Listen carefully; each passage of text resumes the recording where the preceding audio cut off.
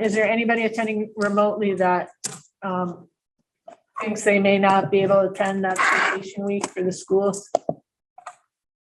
No.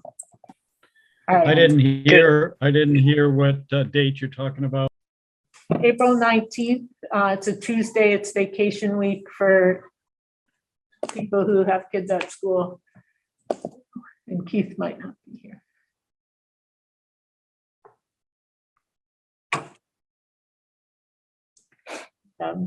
You should probably attend remotely. Yeah. Well, there's 15 of you, and it sounds like there's 4 people who might not be able to make it. So you'll have 11. Yeah, except that not all 15 are. That's true. here yet. So we got one. Sheila, this is Brad. I should be able to make it, but I am planning to be out of town with the kids that week. So 1, 2, 3, 4, 5, 6, 7, 8, 9. So it looks like 9 of 15 of us can make it. Do we want to proceed or do we want to try to reschedule? Does anybody have any preference?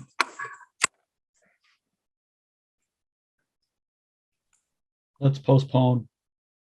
Yeah, I think that makes sense, given that, it's just barely a quorum. So we look at these for one, Rebecca would do that. Well, I would say we just go forward with the May 2nd meeting. Maybe I could talk about the rest of the work plan, and that would help people. I think our original hope was that we could be ready to go to the state board by June. And so that if it was decided you wanted to go, by the way, I need to be clear about that. If you wanted to recommend bringing the report to the state board and ultimately to the electorate. And the hope for June was to give time in case the state board had follow-up questions and things like that.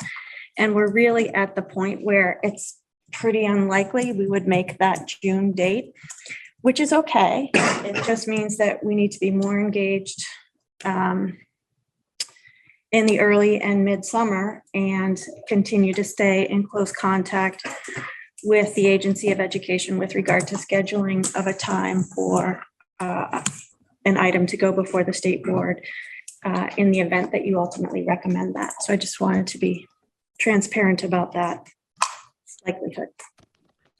Actually, I'd like to amend my recommendation to postpone because April, Starksboro has scheduled a meeting, a vote. Actually, I haven't scheduled it yet to my knowledge. They've been petitioned to have a vote in May regarding getting out of the MAUSD district. And I don't know, people from Virgins may not, actually even people from our district may not care if Starksboro leaves or not. I do. And I think if we want to encourage Starksboro and New Haven to stay in our district, we need to have some strong language in an article that we vote that tells those 2 towns that we're not going to close their school without their vote. It's as simple as that. And if we're not going to make that decision tonight, then I think it's important that we have another meeting in April to do that. Any other comments about whether to have a meeting on April 19th or try to reschedule or post or not have that meeting?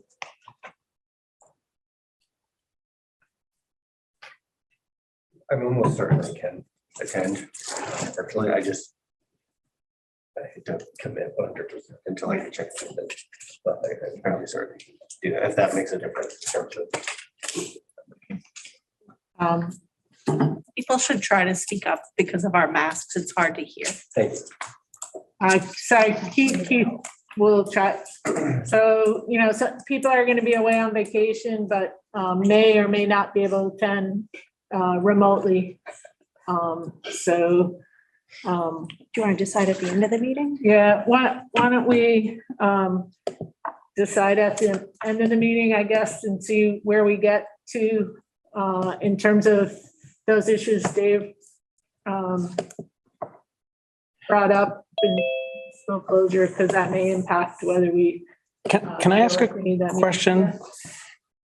I guess, does the merger have an impact on whether they want to leave the MAUSD or not? Like, if this is potentially not even happening, like it has to go to a vote and everybody has to vote on it, is Starksboro still going to withdraw even if we don't merge? I guess I don't understand what the goals and aims are. I think they want something regardless of the merger.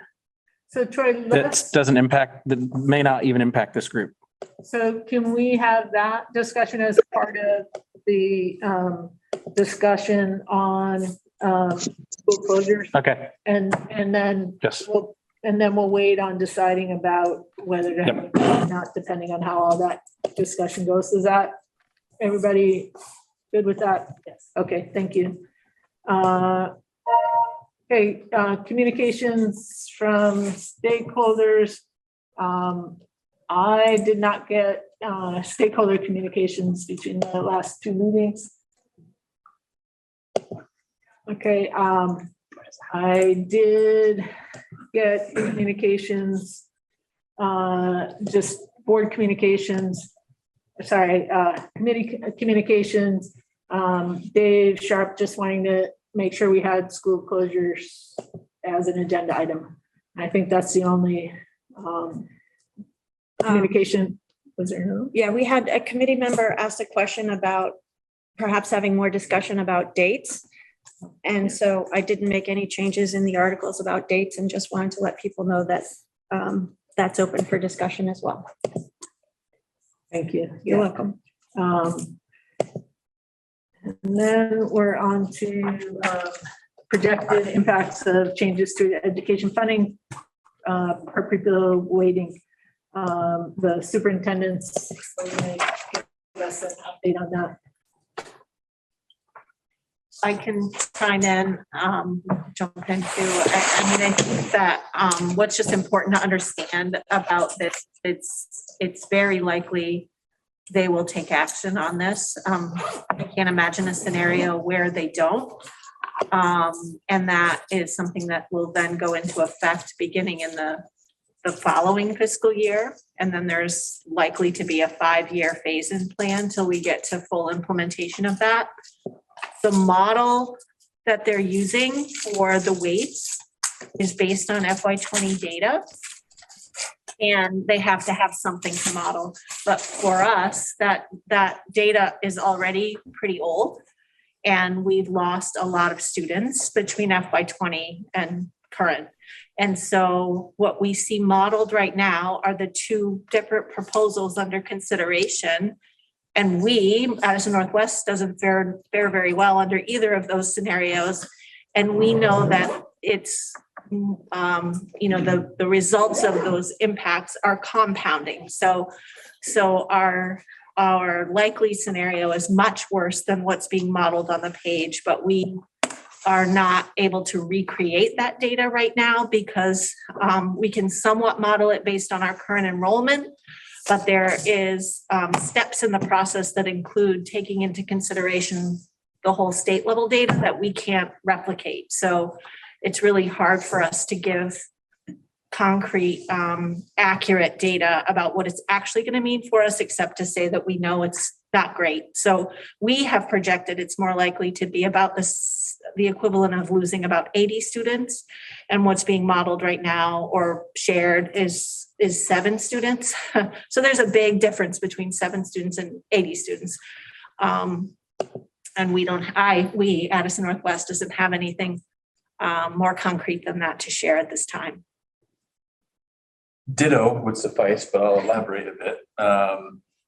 Sheila mentioned their calculations showing around 80 versus what's shown on some of the spreadsheets at the state level. The 7, for us, those numbers are more like 110 that we look to lose. and what the state's showing is 19. So Oh, a lot of uncertainty in terms of detail. I think as Sheila said, it's either going to be bad or really bad in terms of the impact on our ability to spend in terms of keeping the tax rate equal. I think that's important to remember is it really isn't about producing revenue or taking away revenue so much as it is what's the impact on your spending has on the tax rate. So some districts that are going to see an increase in equalized pupil might choose to spend more and keep the tax rate the same, or they might choose to spend the same and really dramatically lower their tax rate. So districts that are going to be losing equalized pupils could choose to spend the same and see their tax rates go up, or choose to spend less and see their tax rate stabilize. So important to remember that's the effect really that we're talking about. And it's going to affect us in a negative way from that perspective. Exactly how much is unclear. So that 110 students, it's what, about 15? At the equivalent of 20,000 a student. 20,000 a student. Okay, thanks.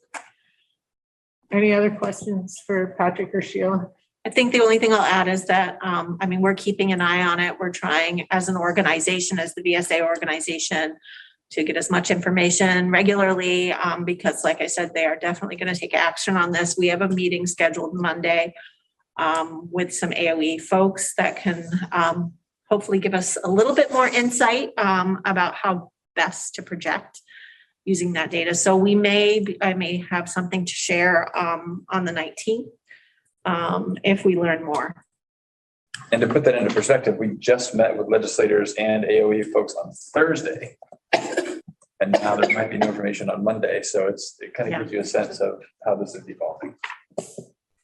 Go ahead, Troy. is, so this impact on the money so this is basically the money the districts would get from the state.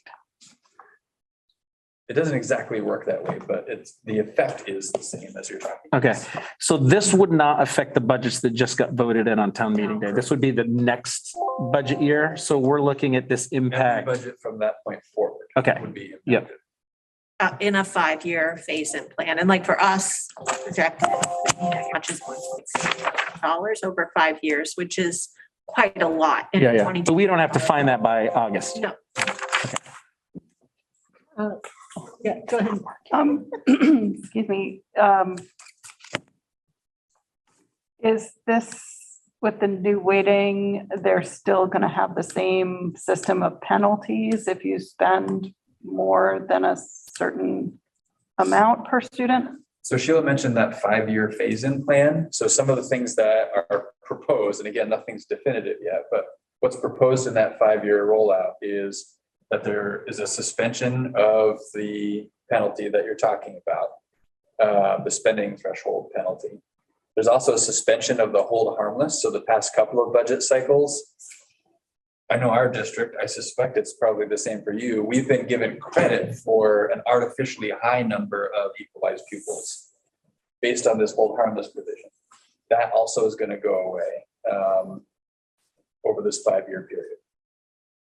What's still unclear is because we calculate these equalized pupils over a 2-year average is just last year and the year prior, do we get to count the hold harmless number they gave us to use as we calculate the averages, or do we use the actual equalized pupil count that we should have been credited for in the average? So those kinds of details aren't clear yet, which impacts our ability to make projections. Dave Sharp. Thank you. So I have somewhat different perspective. Having spent a number of years in the legislature, I've become quite comfortable with the projections that the staff makes. They're pretty darn good. And I realize that the bill has not yet passed, and there are questions going forward. The numbers I look at show an increase in equalized pupils in the next couple of years. So the impacts that we're talking about here are, I'd say, at least 3 years out. So we have considerable time to decide what we're doing, and we should not rush into anything prematurely. without giving due consideration to what's best for children and our communities. Yeah, I looked at the charts and I've spoken with some legislators, colleagues, former colleagues of mine, and I think we're in reasonably good shape. It changes some of the weightings quite dramatically. For example, the base high school student, my understanding is it goes from the current 1.13 equalized pupil for each high school student to a 0.39, which sounds, incredibly dramatic. But then you add in the other aspects of the weighting, and they came up with the projections they came up with. So I'm pretty comfortable with what the staff has put forward for projections. And I think that it shows that the impact is not going to be as severe as we thought it might be, and that we have a fair amount of time before it really impinges our work. You can just clarify. So I agree, Dave, I think initially we will see a bump in our equalized pupil count, a little bump. And that's a result of, I think it's either a 4 or a 5-year average they're going to use in that first year. So when we get to go back and count within districts that have declining enrollment, when you can go back 4 or 5 years and your enrollment was higher and you count those in your average, that's what's going to give us a bump up as opposed to the 2-year average that we had been historically calculating. So yeah, I do like we see that bump, and then it kind of slopes down from there. Kevin? Actually, I got a couple questions. One is, wasn't too long ago, we were thinking this thing would be kind of a fence sitter for us, maybe good, maybe bad. And the news tonight is a whole lot gloomier. So I'd like, if there's any high points as to what has changed in the last few weeks or month or so, that would make us think that way.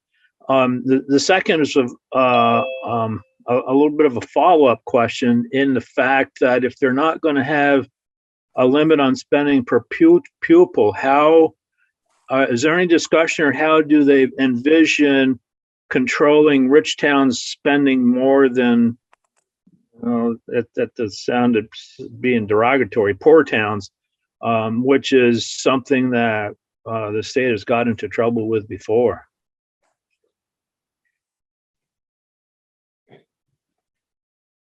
Great questions. I'll jump in, and then Sheila, feel free to add. I think in terms of what's changed, I think we're starting to get a little bit more clarity on what some of the weights could be. Dave mentioned some of the pretty dramatic changes to some of those weights, and we're in the beginning stages of understanding what those implications might be. And that helps us now. As we were saying before, it was really questionable. The swing was pretty wide in terms of what the impact could be. We're starting to get a little bit better picture of that now. Unfortunately, it doesn't look like it's going to swing to the positive for us. Exactly how negative is uncertain. So I think that's really the best I have to offer at this point, is in terms of what's changed. It's really more of kind of seeing the winds change than it is knowing all the details of what it's going to be at this point.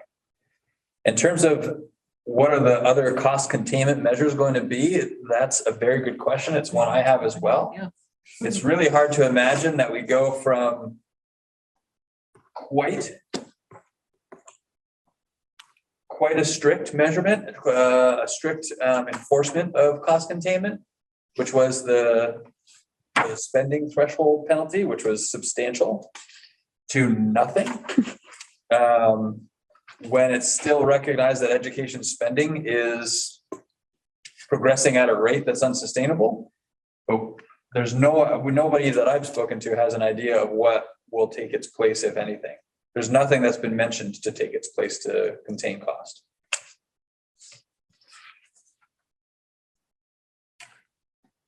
I could add that I think the single biggest change that was made, that I advocated heavily for, was early on, the projections were based on the bill that counted poverty students by the number of families at the Agency of Human Services.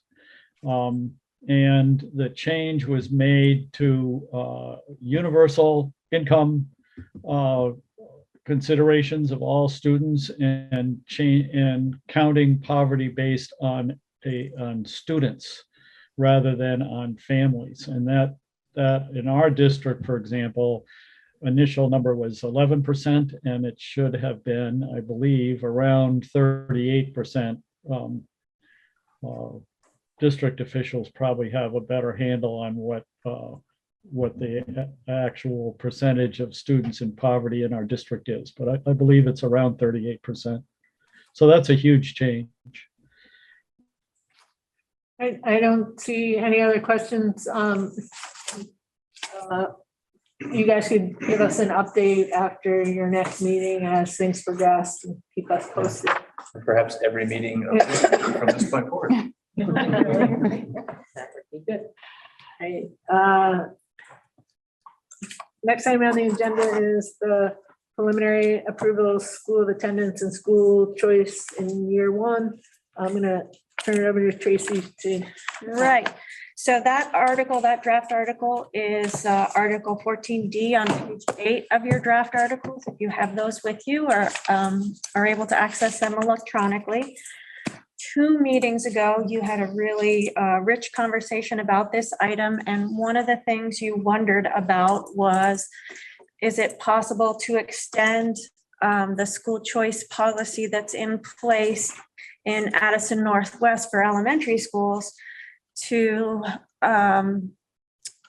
be K-12 in year one of a merger in the event that the merger is approved. And the principal or the superintendents, as you requested, did work with their principals and school staff and feel that it can be implemented in year one. So I wanted to let you know about that. And per your discussion 2 meetings ago, I drafted clarifying language that is underlined in the draft article that expressly extends that choice K-12, adds clarity about graduation requirements, because that's something, even though it's addressed elsewhere in the articles, it's something that's worth being super clear about, that if a student chooses a different high school, they're accountable to that high school's graduation requirements. And reinforces that the good practice of when you extend choice, allowing that student to complete the grades in that school, even if the way the policy is implemented changes. So that's what's in there. Discussion on that. Is everybody see that? That's Article 14D, school attendance. And it's the underlined language.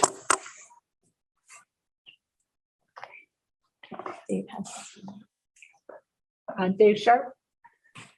So yeah, choice is interesting, isn't it? It's a wonderful word, choice. We like to go to the restaurant or the grocery store and pick what kind of cheese we want.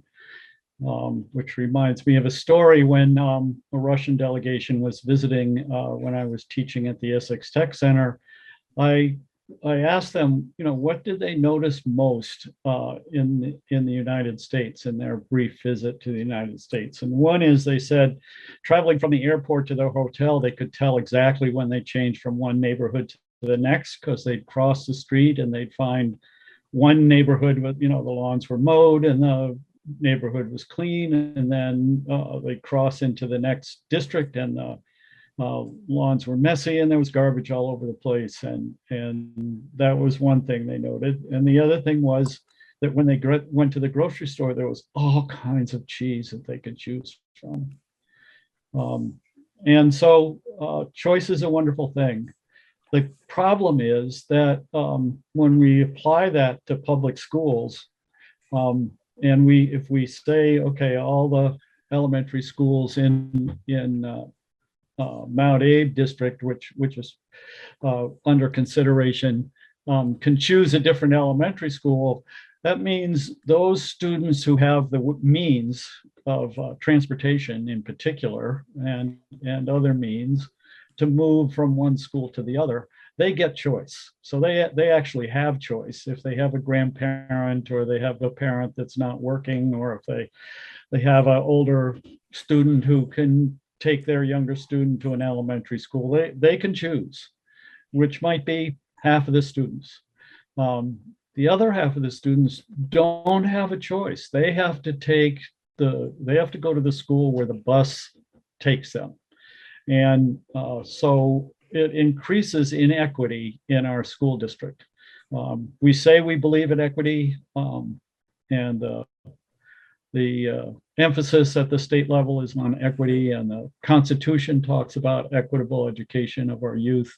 But yet we do things like have school choice within our district where it actually exacerbates inequity. So I would suggest, if we're going to move forward with choice in our district, that we provide transportation. That's what my granddaughter experiences in Denver. They have public school choice, but and they get to have public transportation to whatever school they choose to go to. So there also have to be some parameters around it in terms of what the capacity of schools are to absorb students and so forth, which have not been set in our district and need to be set. Possibly they are in the Virgins district, but I would suggest as a part of this articles that transportation, it specifically says that transportation will be provided by the school district to the school of the student's choice. Kevin?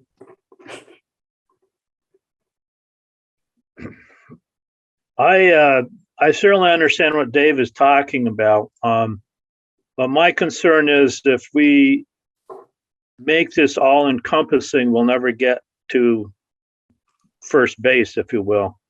I would, and by the way, I think the Addison Northwest policy certainly addresses the limitations of discretion of where students might want to go versus where they have the capacity to go. So I'm not concerned about that aspect. I think, and particularly since this addresses the first year only, and ultimately the new school board will have to decide whether to carry forward with that or go for a more robust program. I'd like to make a motion that we give. We lost you. Lost Kevin. you. I would, so my comment at the end was I'd like, well, where did you, so Yeah, given, we lost you as, I'd like to make a motion, and then we lost you. okay, I would like to make a motion that we give this preliminary approval. Second, I'll second. Sarah. Sarah, second. All right, any further discussion on this? All those in favor?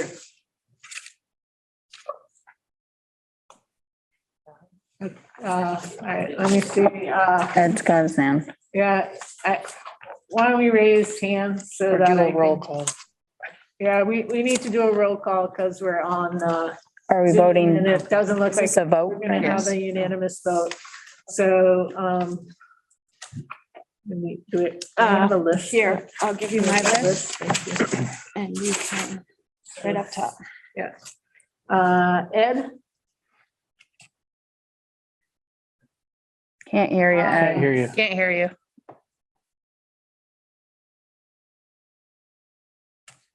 I'm gonna write on here.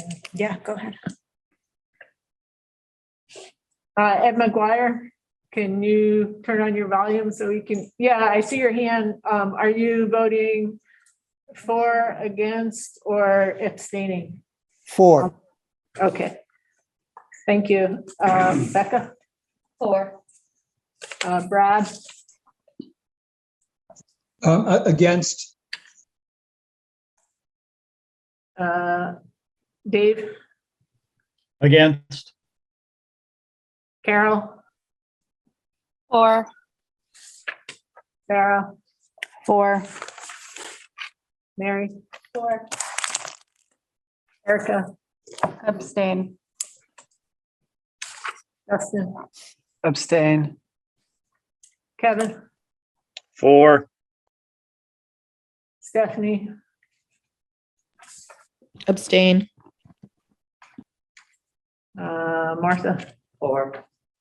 Mary Kate, yes. So we've got 1, Yes, 2, Troy. 3, 4, Did you get it? 5, 6, 7. Or Keith. You missed. Oh, sorry, Troy. And Keith. Crossed off because Sorry, you, because you weren't going to be Troy, here. thank you.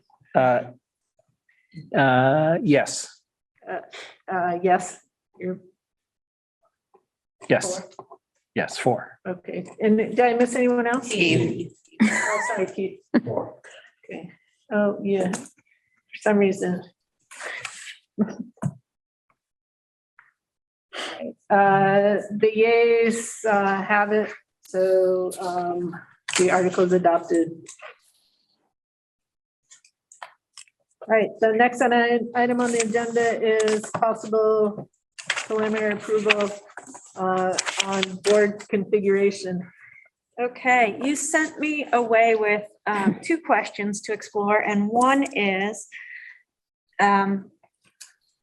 given that Lincoln is advisory, can you set up a board structure or, a slate of seats and have a contingent seat that would be activated if Lincoln did not vote to join a unified union? And the answer to that question is yes.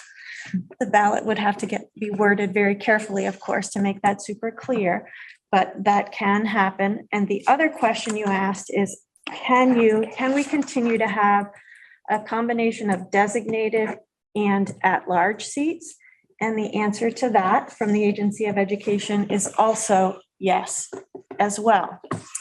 So based on, I'm going to pass around an 11 by 17. This document is linked in the agenda, but by 17 pictures at home. So Glory kindly printed this table for you. Based on this, I modeled a large spreadsheet that tries to reflect some options for your consideration within the preferences you identified. So at the bottom of the page are the preferences, and you indicated that you were interested in board composition that was proportionate by town. You discussed being interested in a board in the range of 13 to 15. You wanted two options with the reallocation. That's what I just said. You can do the reallocation of a seat, an extra seat if Lincoln doesn't vote to join, and an option for a combination of proportionate and at large. So what the table attempts to do is to show you some models for the first one is a 15-member board. And the first column is the number of seats per town with Lincoln if Lincoln joins. And then 2 columns over what it could be if it was proportionate by town if Lincoln didn't, and the cell where that additional seat, that activated seat, could be assigned to maintain a 15-member board without Lincoln is highlighted in green. And yeah, it's Starksboro for that scenario. And just so you know, for your reference, you will have to make a decision about what you think is proportionate and feel good about that decision. So to give you a tool for that, to the right of each column is the number of citizens per seat based on the 2020 census, so that you have a quick and easy way to compare. And you'll see at the bottom for the region, in a 15-member board scenario, there would be 1,406 citizens per seat. And you could use that as a reference for seeing if you felt like that was proportionate or not. you didn't, you could look at a different board size, a different configuration, or you could look at weighted voting, or you could look at large elections, which solves it as well. So that's the first kind of square. And then the other three models all have 13 seats. I can certainly model more with 15 seats if you'd like. But the second one is if you had 13 seats with Lincoln and the number of citizens per seat. And then in a 13-member board, if Lincoln didn't join, that activated seat I assigned to Virgins. The next category is the option that you asked for with a combination of assigned and at-large. And just for modeling sake, I assigned one to each community with 3 at-large seats. And that would comprise your 13-member board. Citizens per seat doesn't matter because that is required to have that at-large voting. And if you wanted a 13-member board with that,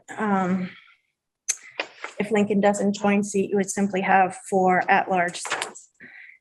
And then I started to play with some regional grouping of seats again with a 13-member board.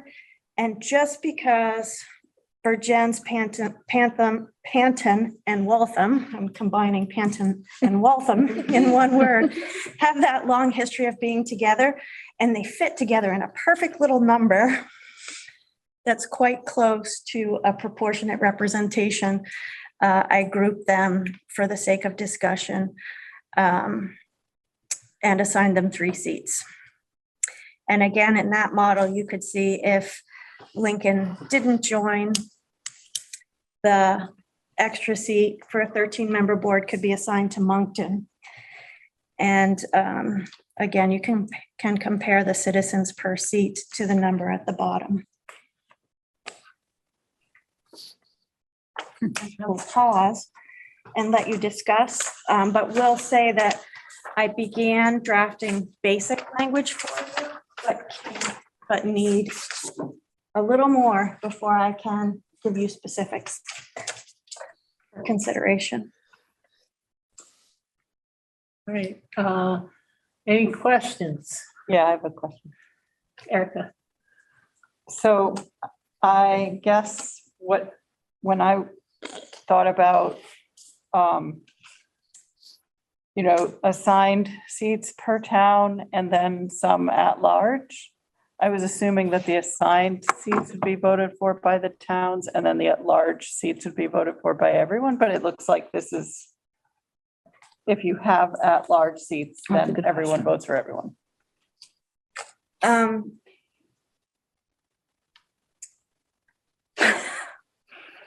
Sorry. I had that question too.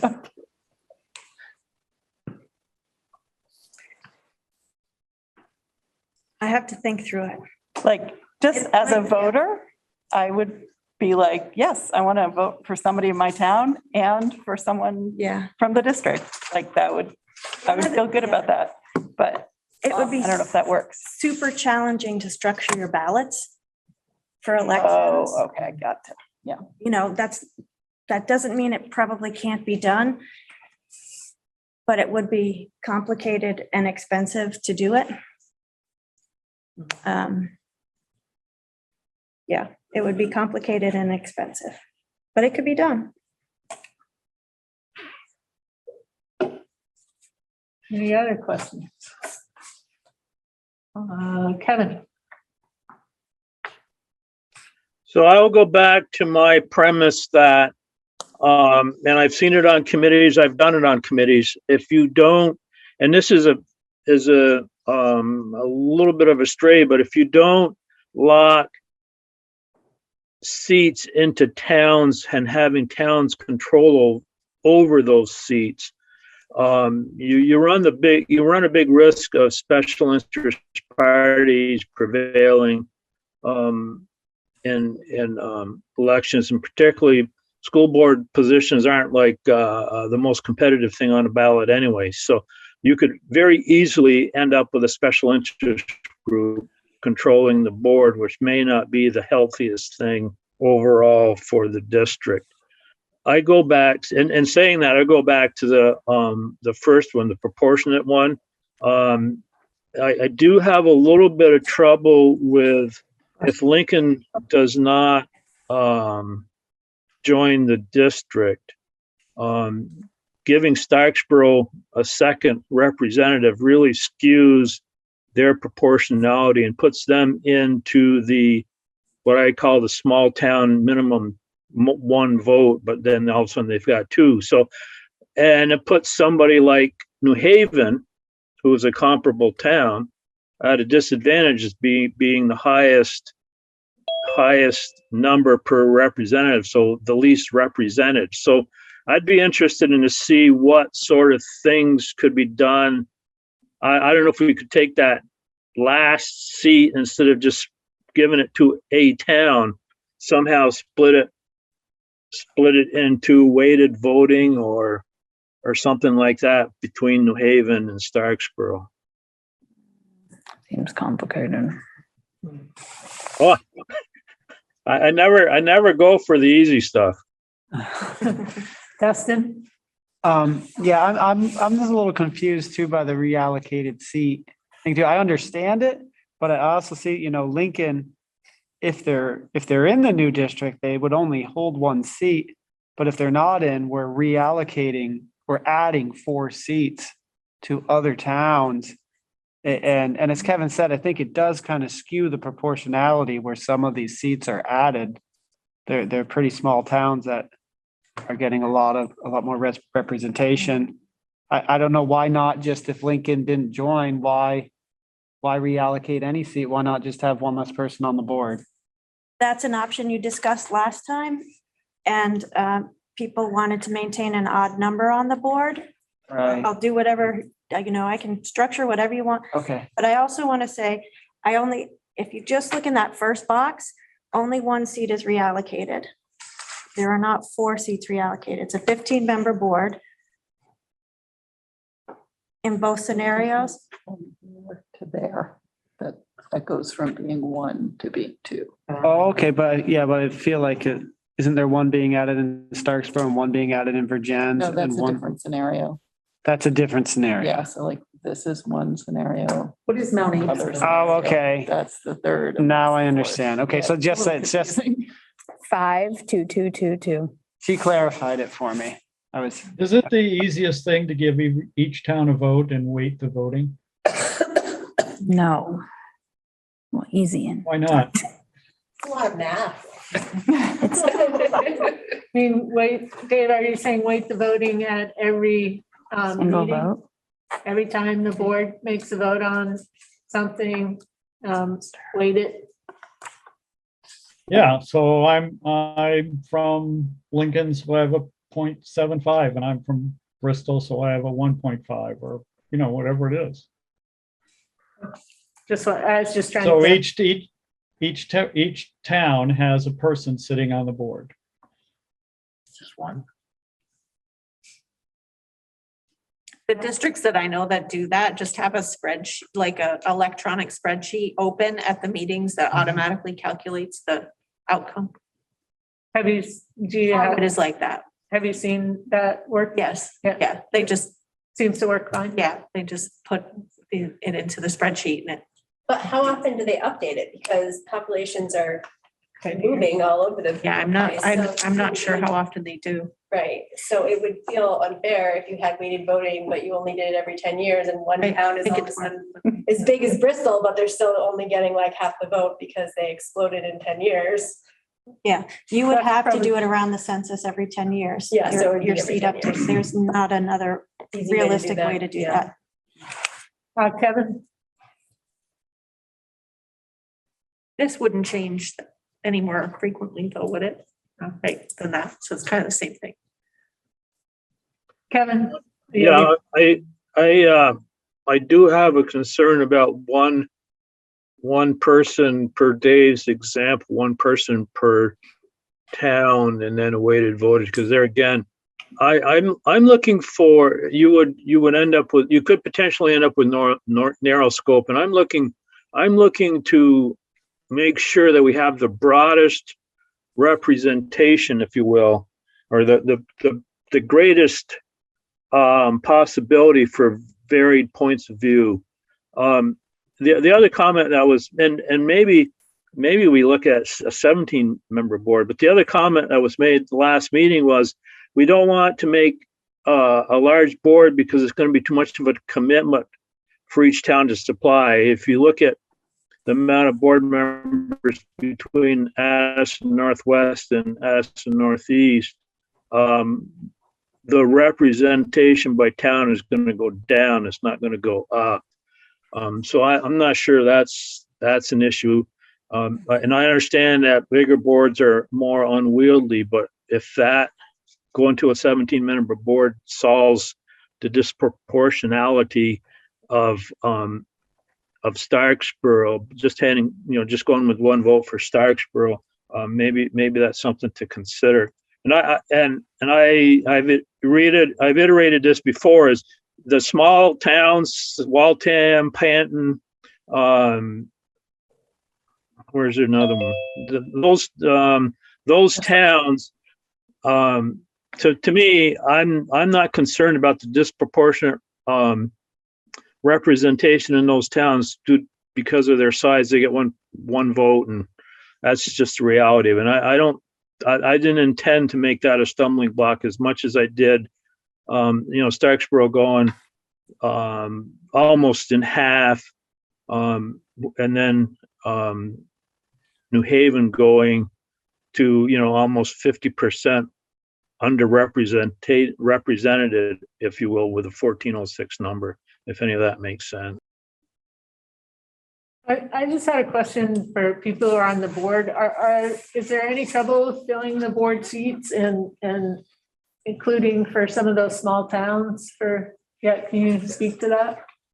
We're currently down a board member from Ferrisburg and have not been able to fill the seat so far. And It happens. do you have representatives from the small towns like Panton and?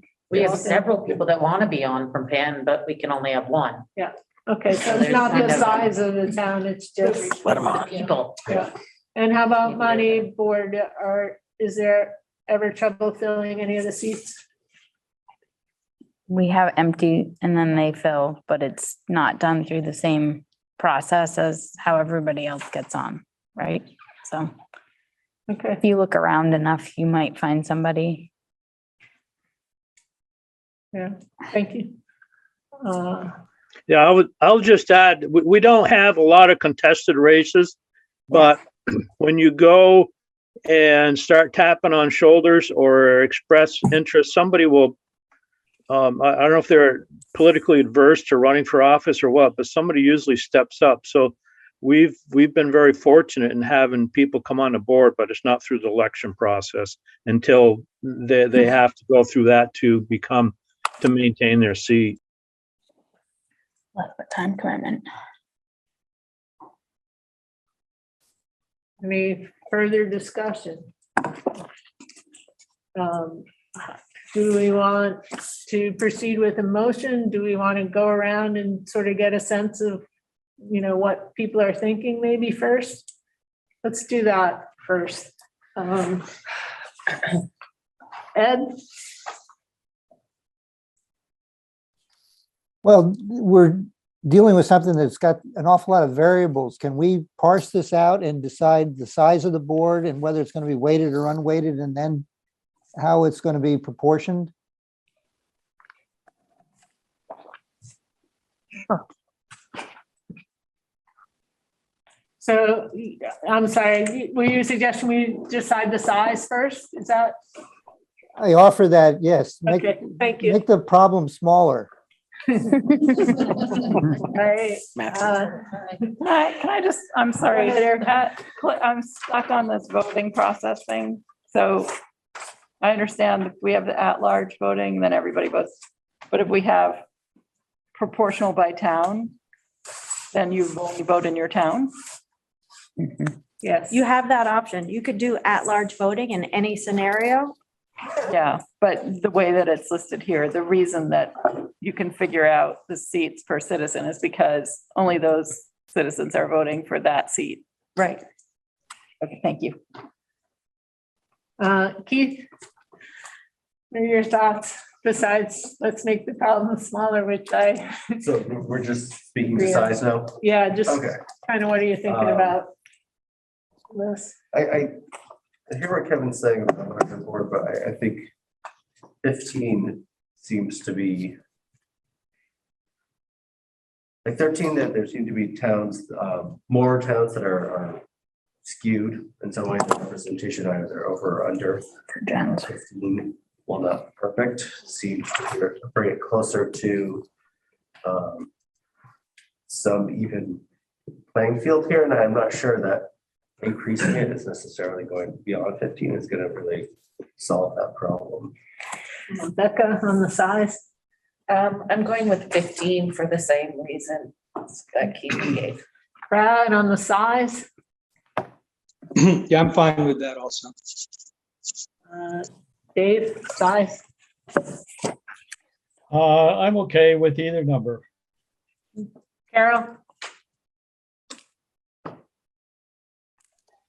I like 15. Sarah? I like 15 because I don't like the Virgin's allocation with the 13, but otherwise, I think, yeah. 15. Erica? Well, to 15, I think. Dustin? 15, but I mean, I don't think 17 is too large either, what Kevin was mentioning. Kevin? So I think the crowd, I can go along with the crowd of 15. I would think that would be a minimum. Stephanie? I would say maximum 15, just because keep it simple. Make sure we have plenty of board members or people to fill those seats. Sorry. Yeah, I would say 15 minimum. Right. There seems to be consensus on 15. Does somebody want to make a motion on the size of the board?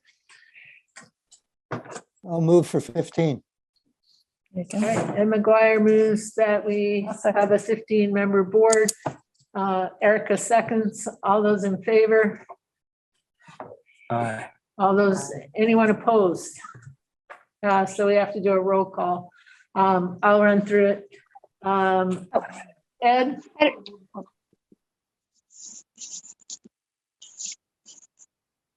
Okay, Ed? Yes, yes.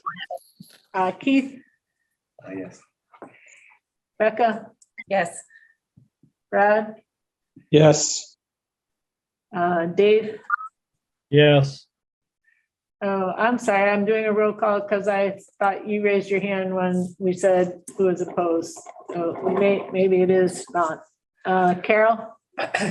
Yes. Sarah? Yes. Mary? Yes. Erica? Yes. Dustin? Yes. Kevin?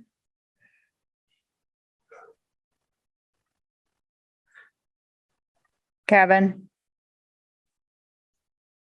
Oh, no, no. Okay, I'm going backwards here. Yes. Stephanie?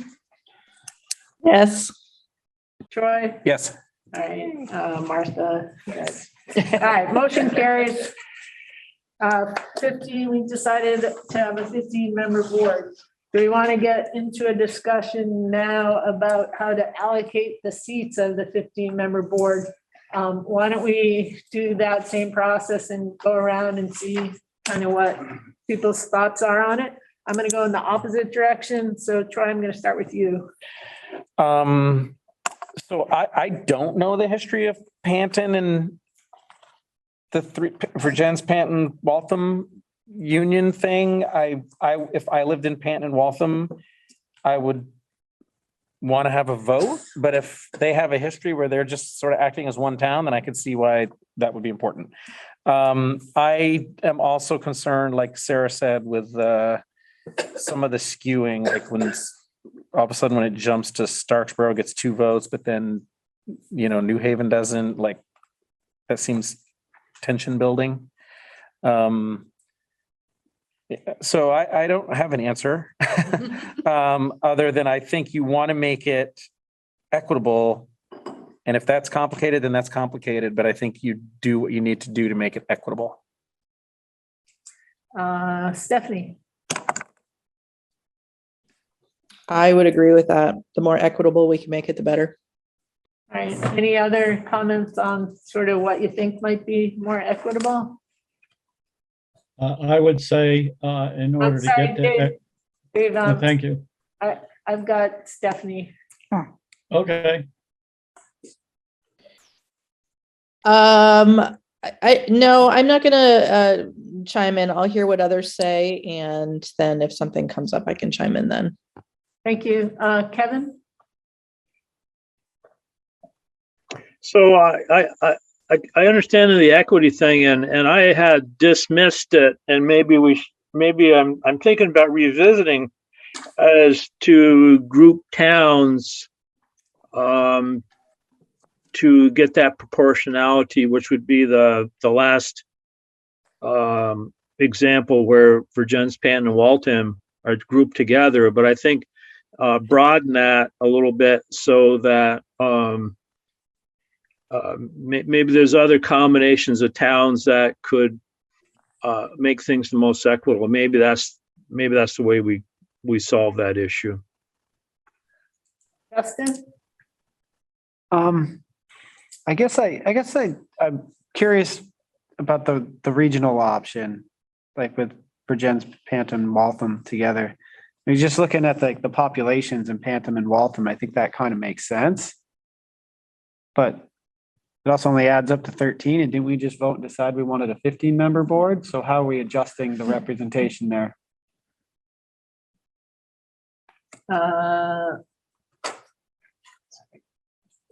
Erica?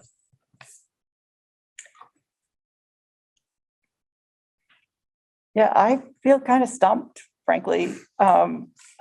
It just seems like a really difficult problem to be equitable. And I forget who it was. Somebody said, well, I don't care that they're small, Waltham and Pant, they should each get a vote. And I kind of agree with that. Like, I do think, I think it was Kevin, that, the more variety you can get on the board, the better, I think. Yeah, so that's my 2 cents. Mary? Yeah, so I'm kind of with Erica, where I really like the idea of one town, one vote, and then at large seats, until I think about one town taking all of those at large seats and trying to control the entire board. So then 15 seats and trying to keep it as proportional as possible is great, but it's just not, there's no like, this is obviously the right way. So it's just, it's hard. I wish there was like I strongly feel this way, but I don't.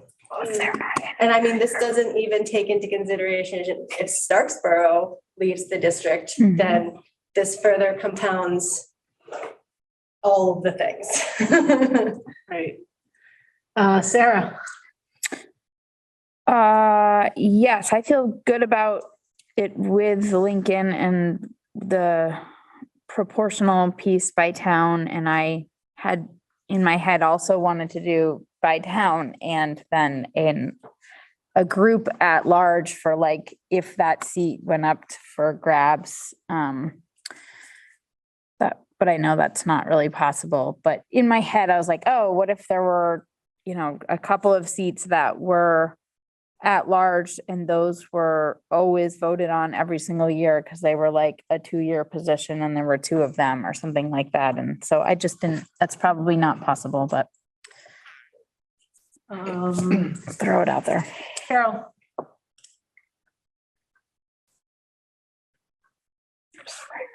Sorry. I really like the idea of being as equitable as possible. And I don't like the idea of weighted votes, like so complex, But I also, alternatively, I like that with weighting, each town representative can voice their opinion and make the board understand the viewpoint of that town. So they have a lot more responsibility with weighted voting, each board member does. But I really like what everybody else has said about equity, and I think that is the most important thing. So just to kind of echo everyone, there's no good answer, and I don't really know what to do. Dave. Yes, I would give each town a board member. So my understanding is there's 10 towns, so each town would get a board member. Then the remaining 5 members would be allocated to the higher population communities, and then weight all the voting. We have the electronic means to do that easily at any meeting. I believe that'll be the most equitable way for each town to have a voice on the board and for equitable voting. Martha. I was thinking along the same as Dave. I don't know what it would be called, at-large regional, but instead of the 3 at-large, it would be 5, right, to make a 15-member board. My other thoughts were, can we put some language on the at-large so they're not all coming from one town or city?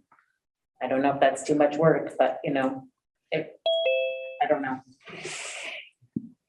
So, That wasn't what I I don't think that's not how I understood what Dave was saying. oh, So I thought Dave was saying, each town would get a representative voted by the people in their town. If it was at large, they would be, the district would be voting for them.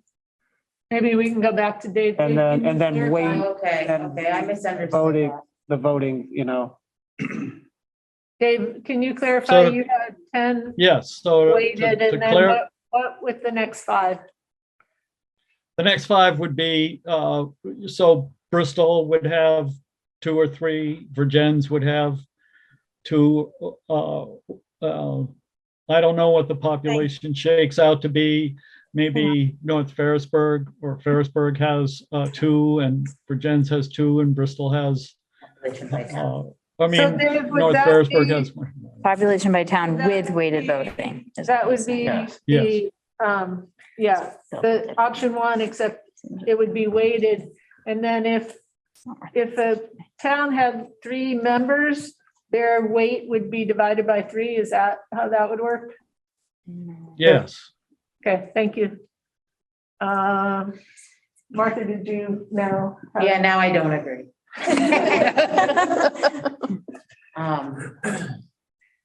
I come from a small town, so I'm thinking about my small town, and I just, my concern is, right now, there are several people in my small town that would love to be on the board, and there's only 1 seat.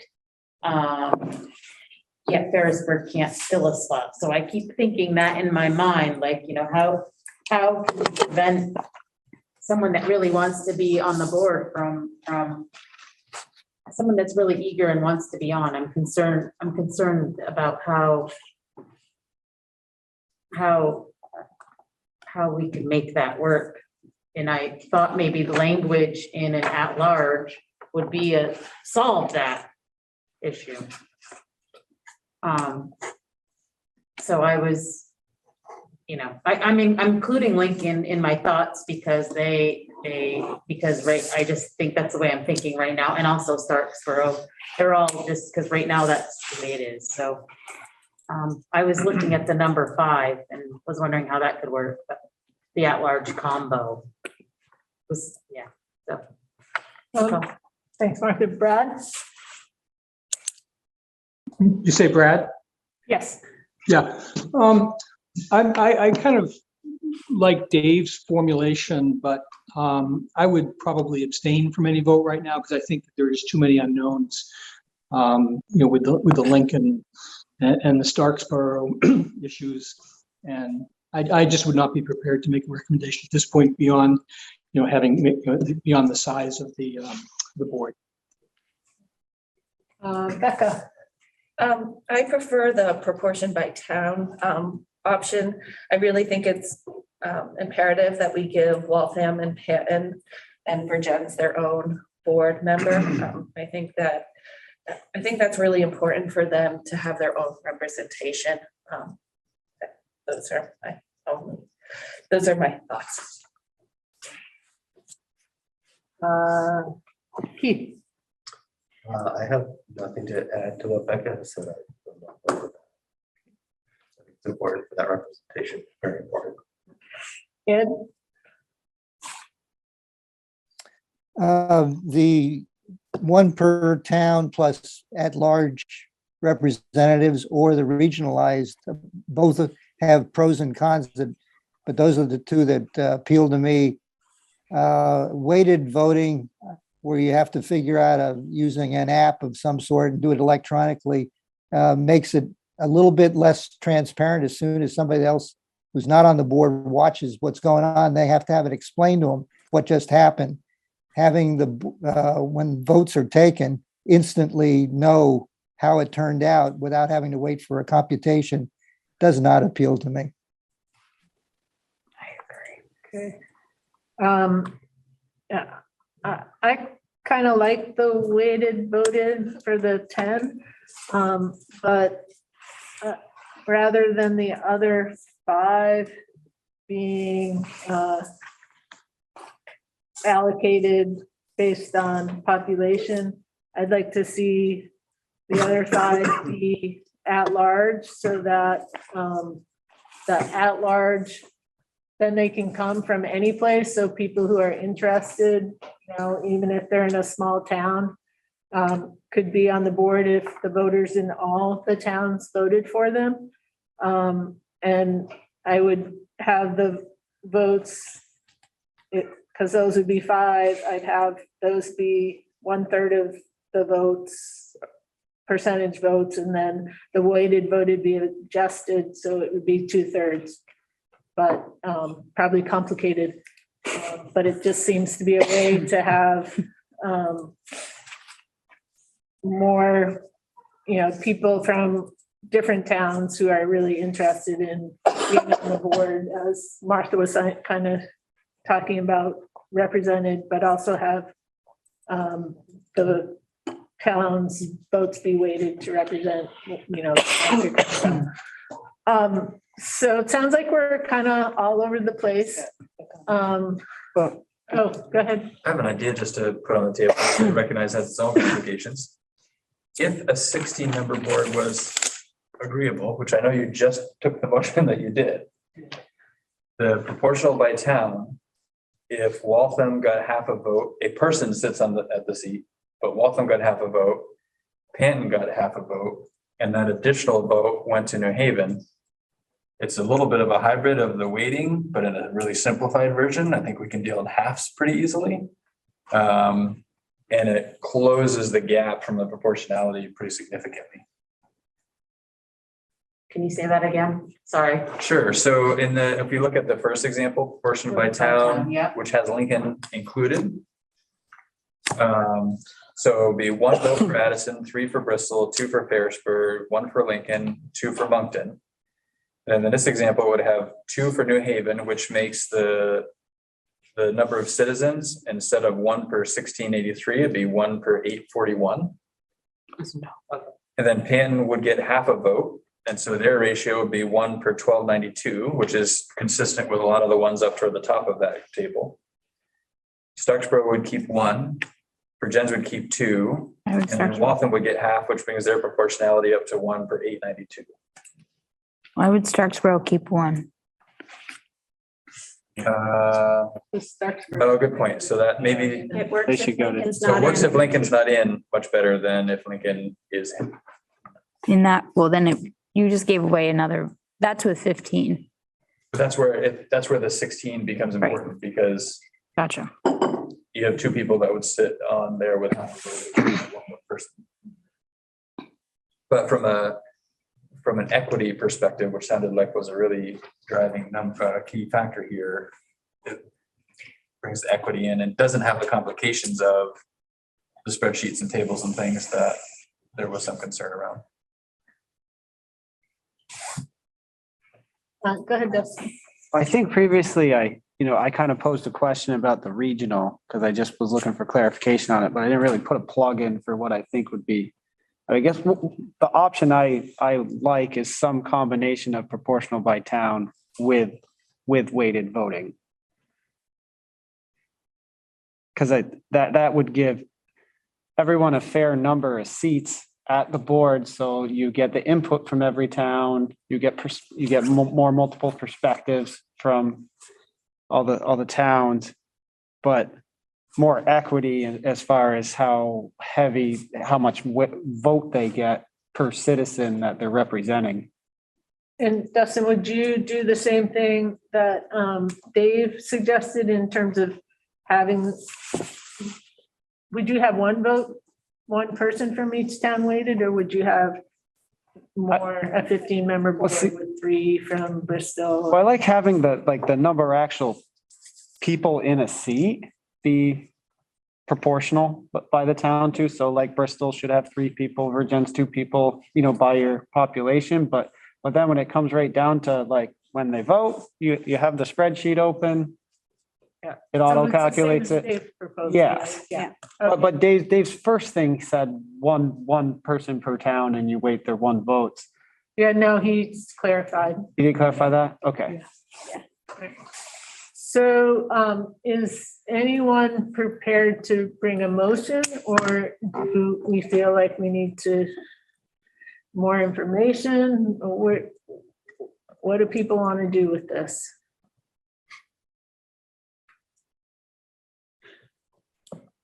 It doesn't seem like we have a consensus. Do we feel like there's a way to move forward in terms of trying to reach consensus? Is there more information we need, or? Yes, What- we have all these towns. Well, I have a suggestion. And that is pick one, Okay. right? And it sounds like it's option 1, either with or without weights. And what I hope to support you with is getting to the point where you have a complete set of articles and have a PowerPoint or talking points where you can engage with stakeholder groups and get feedback.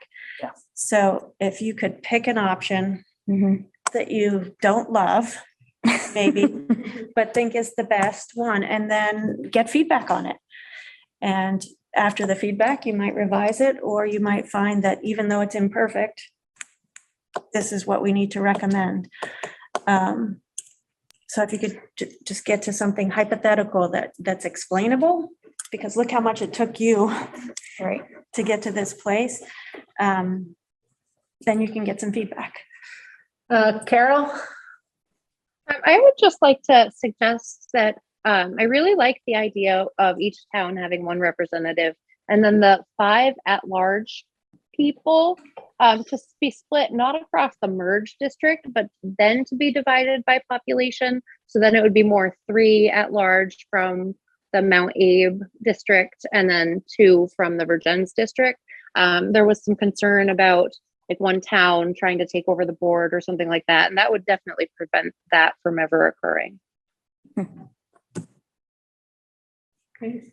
Kevin? So I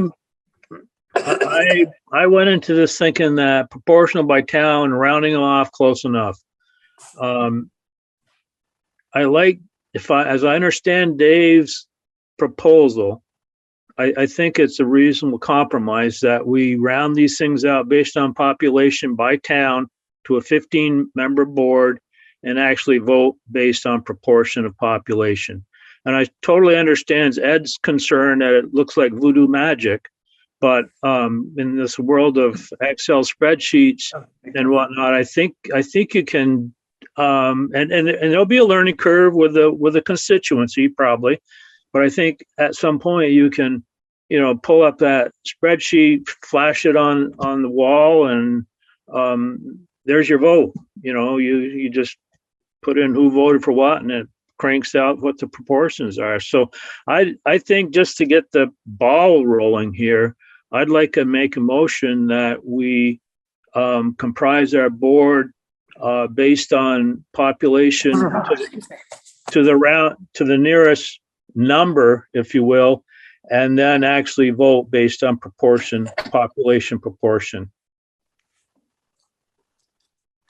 I'll second that. Erica seconds. Discussion? Yeah, Troy?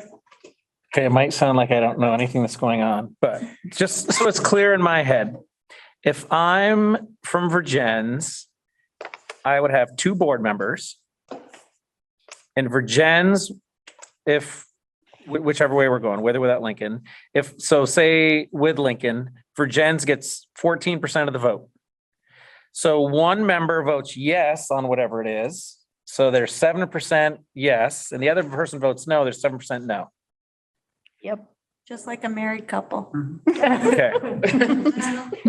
And you just do all the math. Okay, I understand it. And I had a clarifying question. Good example. And you did this, Troy, you rounded off to the Yeah. nearest whole percent. Yeah. Kevin, is your proposal that we round these off to the nearest whole percent, or that, they each have half of 13.97%? You, with a spreadsheet, you could take that out to however many decimal points you wanted to. In chemistry, we call those significant digits. Dave? Go to the hundreds place. Thank you. So I just wanted to get clarity on, first of all, I have to say, We did it with. does anybody really think that Lincoln's going to be voting member? I mean, they're gone. They're going to have their own district. They've been voted. The state board's likely to treat them like Ripton. I don't see a scenario where they end up with a vote on the board.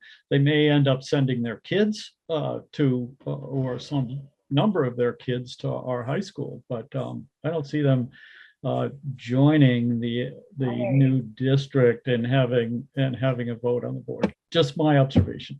And maybe somebody else has a better observation than I do on that. But I wanted to get clarity on Kevin's motion. Did you mean 1 person from each town?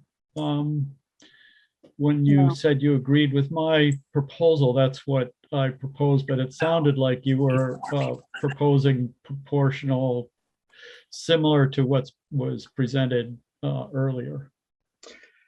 I think I tried to round off what you said, but if I understand, and that is a good clarification, Dave, is it would be a minimum 1 person per town, but you would distribute the board of 15 based on population proportion closest to the population of that town. So yeah, I think we probably should clarify that to mean at least 1 per town. Okay, thank you. That's what I. That changes the math. Well, no. No. You have one. The 3 from Bristol just. Kevin, do you mean at least 1 42% of the vote vote. or at least 1? So it's the first, I get it. the The first option number with weights. 1 Yes. option. I'm ready to make a The motion. voters would be There already is voting. pretty Oh, there already is? Oh, okay. Is that correct? This is the It's discussion. option 1 with weights. Option 1 with weights. That's the motion? You Yeah. explain. And Stephanie? So for the sake of clarity, I would hope that people who are listening in, and correct me if I'm wrong here. So I am a Lincoln resident, and then if Starksboro is like Lincoln and they decide to secede from the district, when their kids go to the whatever high school they end up going to, they will have no representation with this board and this school district. So can we all agree that that is correct and people should be aware of that? Yes. Yeah, thanks for making people aware of that. Yeah, if they're not part of the district, they don't have representation on the board. We can certainly approach members of the board and express their views, but. I do have something. As far as Lincoln goes, they have not left at this time, correct? They have not. Yeah. Left. And my thought is if we wait for Lincoln to leave or get approval, we don't know when that's gonna be, or Starksboro or whoever, we'll be here for years. Yes. Hours. We need to move forward. I think we need, my thought is we should be thinking about how it is now. Mhm. They're all preliminary, and if it changes between now and the time we need to, time where things change, then we go back to the drawing table and adjust. But at this point, we don't know what's gonna happen, or I don't know what's gonna happen with this. Any other discussion on Kevin's motion? Kevin? So I guess the other thing, given that the population and or the towns are variable, do we have to specifically say that the numbers are adjusted every census, or is that just assumed? I will draft that for you and we will get AOE and legal counsel review before we finalize. So we'll get an opinion from official people about that, but I'll draft it for you that way. I don't think there's any official numbers until you have the census. Any other discussion on this? Yeah, I have just a short point. Go ahead. Yeah, just on the penultimate comment, I think that you're right about Lincoln. We're not sure how that's going to play out. But I'd be really surprised if Starksboro goes forward with a withdrawal. If this committee, puts in the ironclad language that Dave was referencing earlier tonight. Any other discussion on Kevin's motion? Okay, all those in favor, say aye or give a thumbs up. Aye. Aye. Any, anyone opposed? Opposed. Also opposed. Okay, so we're gonna do, Yeah, have we to do need a a roll roll call vote. I don't know what it is. So, Yeah, how you just explained it. all the, sorry, Ed,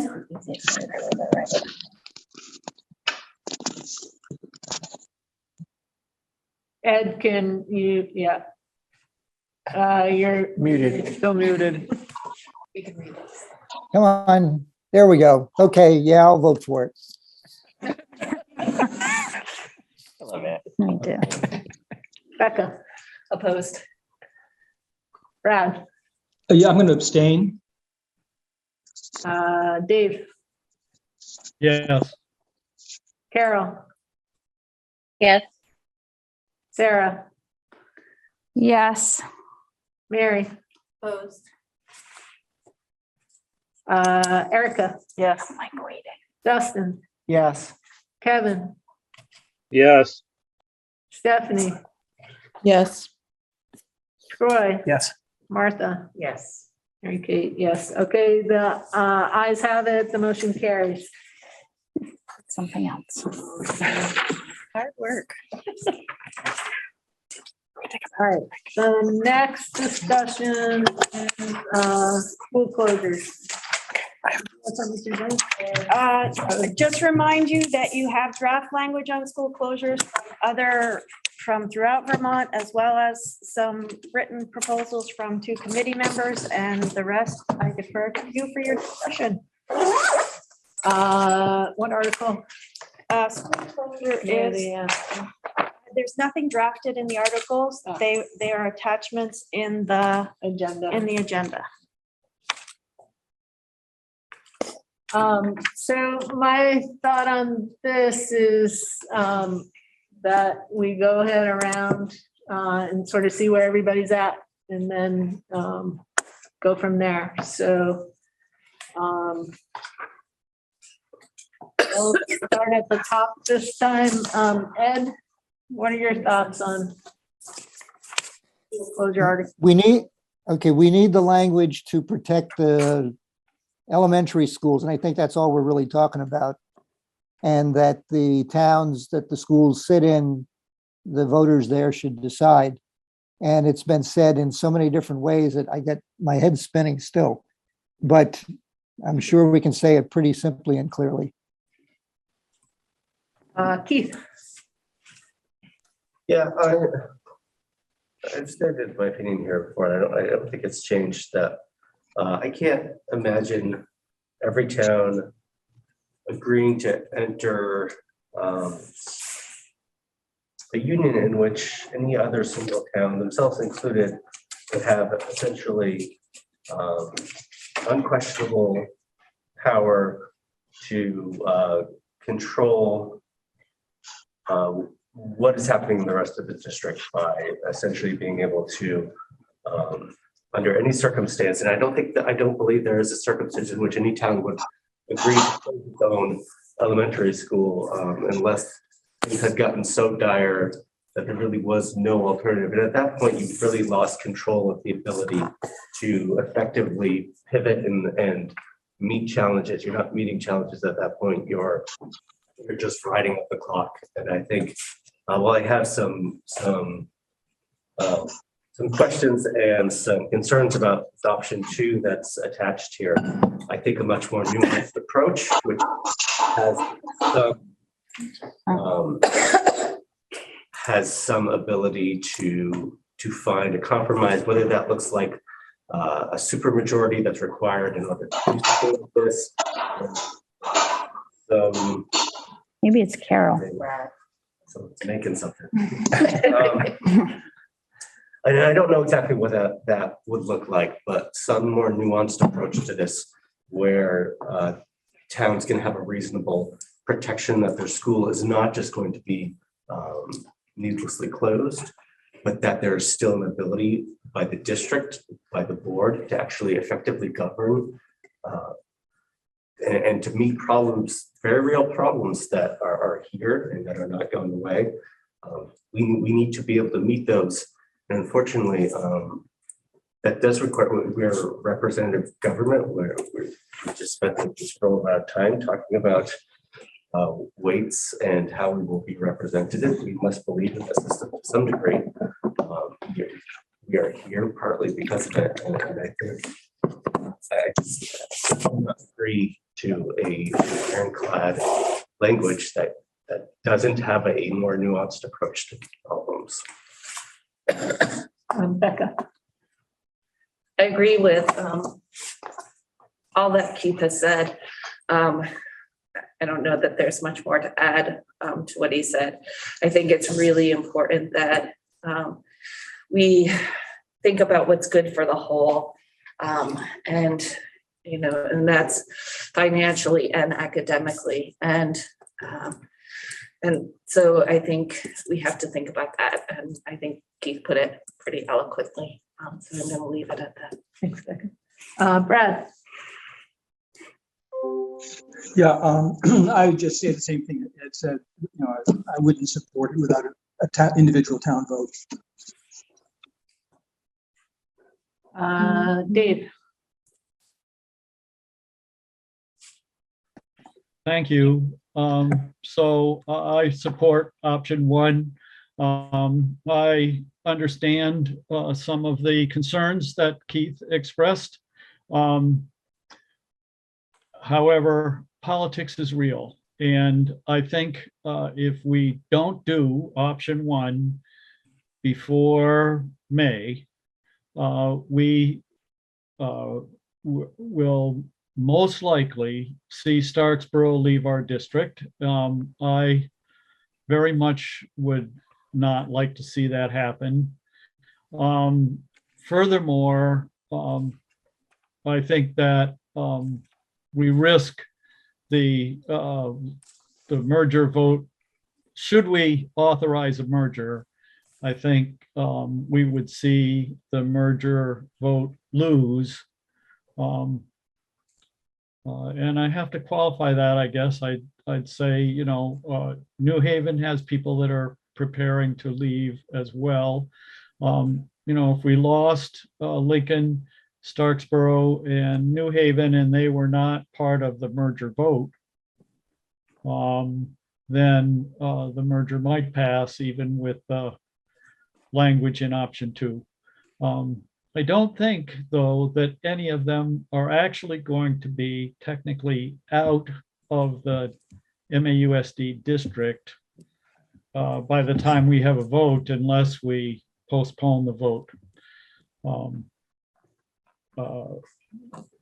till waiting until they're out before we held a merger vote.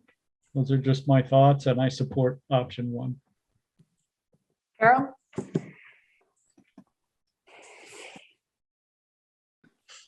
I completely agree with everything that Keith said. I really don't think any town will vote to close their own school, and that the vote has to be a district-wide vote with justified reasons based on school performance or cost as to why that school needs to be closed. And I feel very strongly that it has to be district-wide because of the emotional components. Thanks. Sarah? I agree with everything that Keith just said, and also with Carol. I think that it should be maybe not so much up to this weighted board, but a full district vote. So I think that the language is really too restrictive in the proposed short article, and I'm okay with us creating something that has like the nuances that Keith was talking about, but that's where I stand. Mary? I, Sarah and Keith and Becca and Carol. I don't really have anything else to add. Eric? I'm gonna just say the same as Mary. Dustin? Well, I feel like not including the language that protects the, the town school. I feel like it's a non-starter. I feel like that's gonna, as Dave said, politics are real. I don't think this merger will pass without that included. And I also think it'll result in more schools leaving the current districts. So I'm in favor of, I think it's option one. I'm trying to get it to open, but the option that includes the language that says that, an elementary schools program is not going to be closed, repurposed, or otherwise terminated. I feel like they both say that. I'm in favor of that option, including the language. Kevin?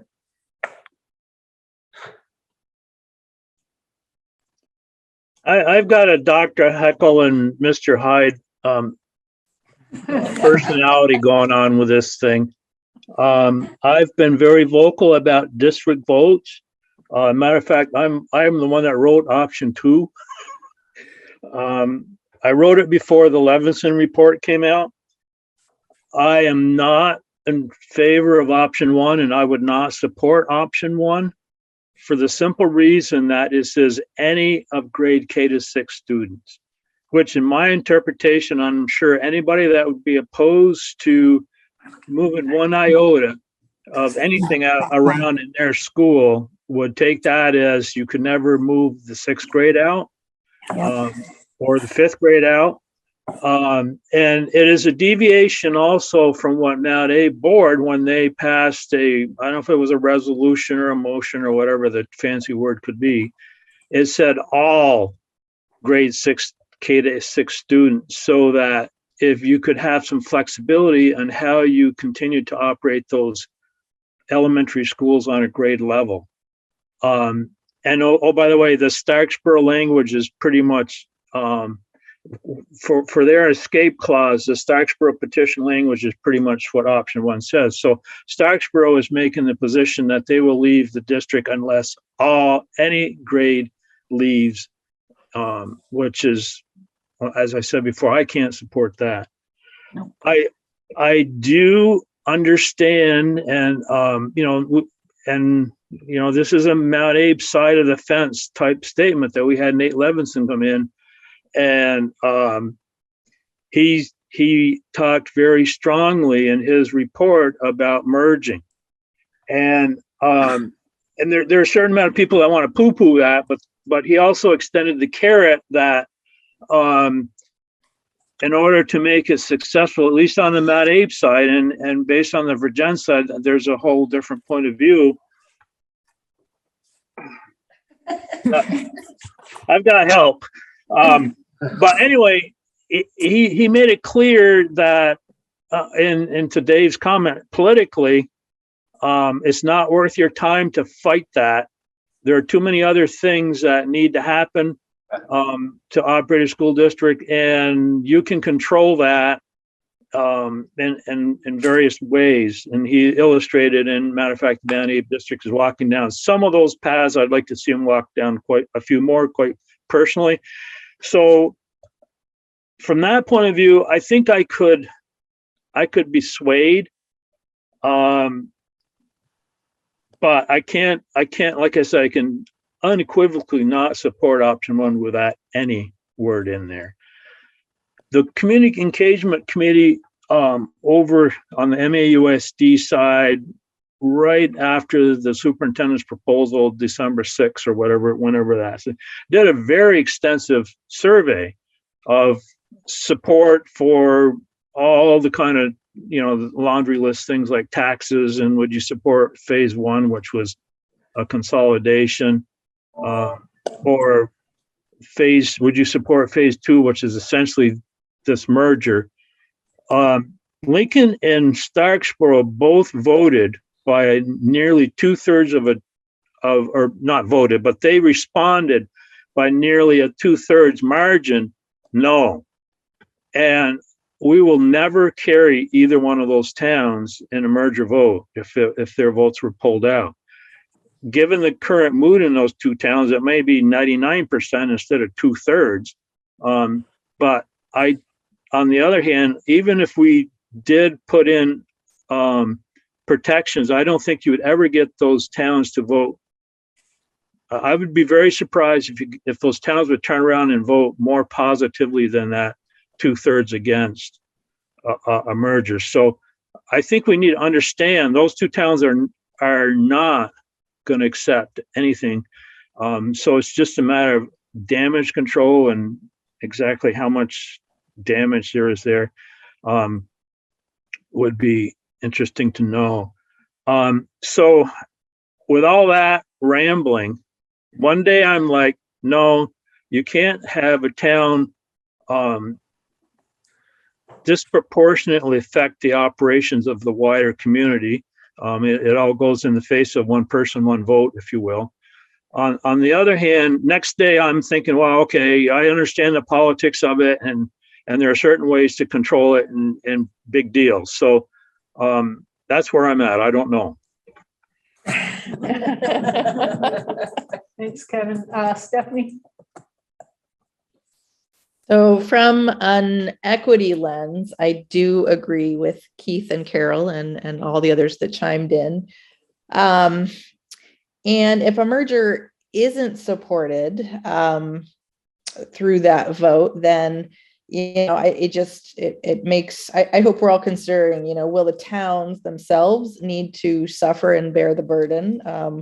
Or will the state change the spending threshold? And, those are unknown things.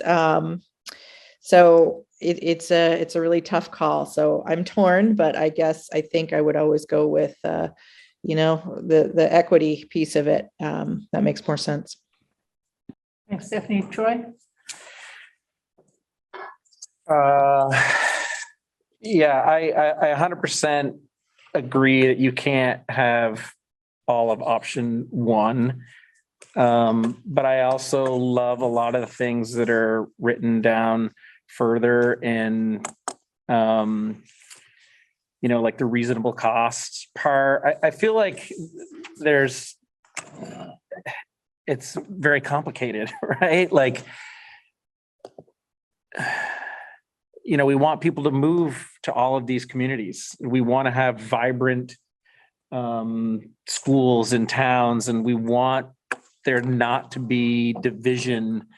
And I wonder if some of the ways that you can do it once if we are a whole big district, can you just blur lines? Like, why can't 10 more kids from this side of Moncton go over to Starksboro? Like, I don't know, to equal out classrooms, or I don't know, just thinking outside the box to balance things out. I know that all gets really, really complicated, but I don't think one town can hold everybody accountable for their school.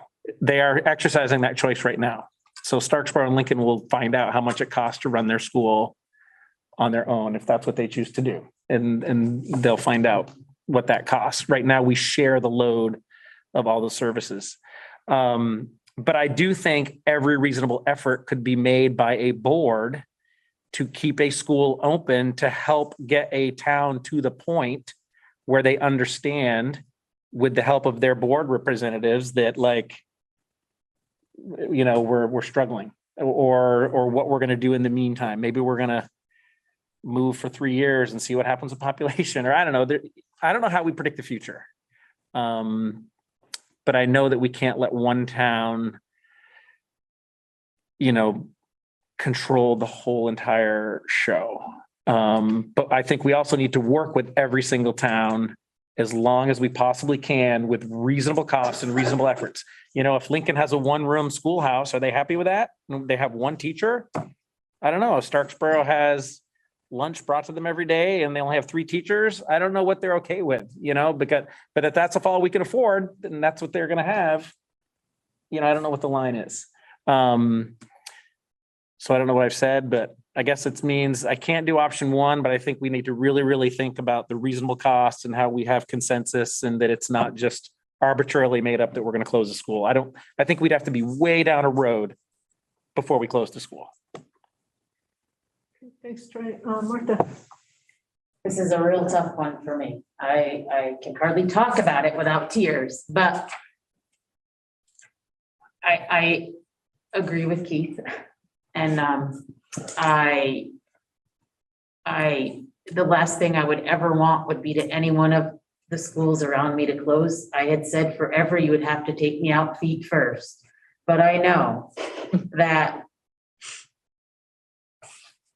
isn't sustainable, and it's not good for the children. That's how I feel. I also feel like Starksboro and Lincoln, what if, and we're going to do this if you don't do that. And I don't play those games. That what they say, I have to, right now I think of what I think is right. And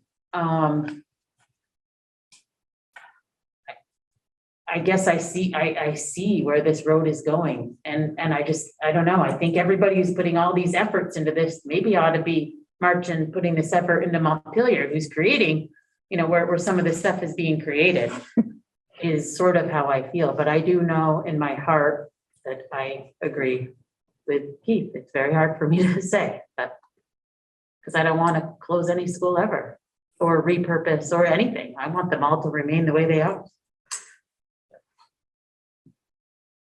I'm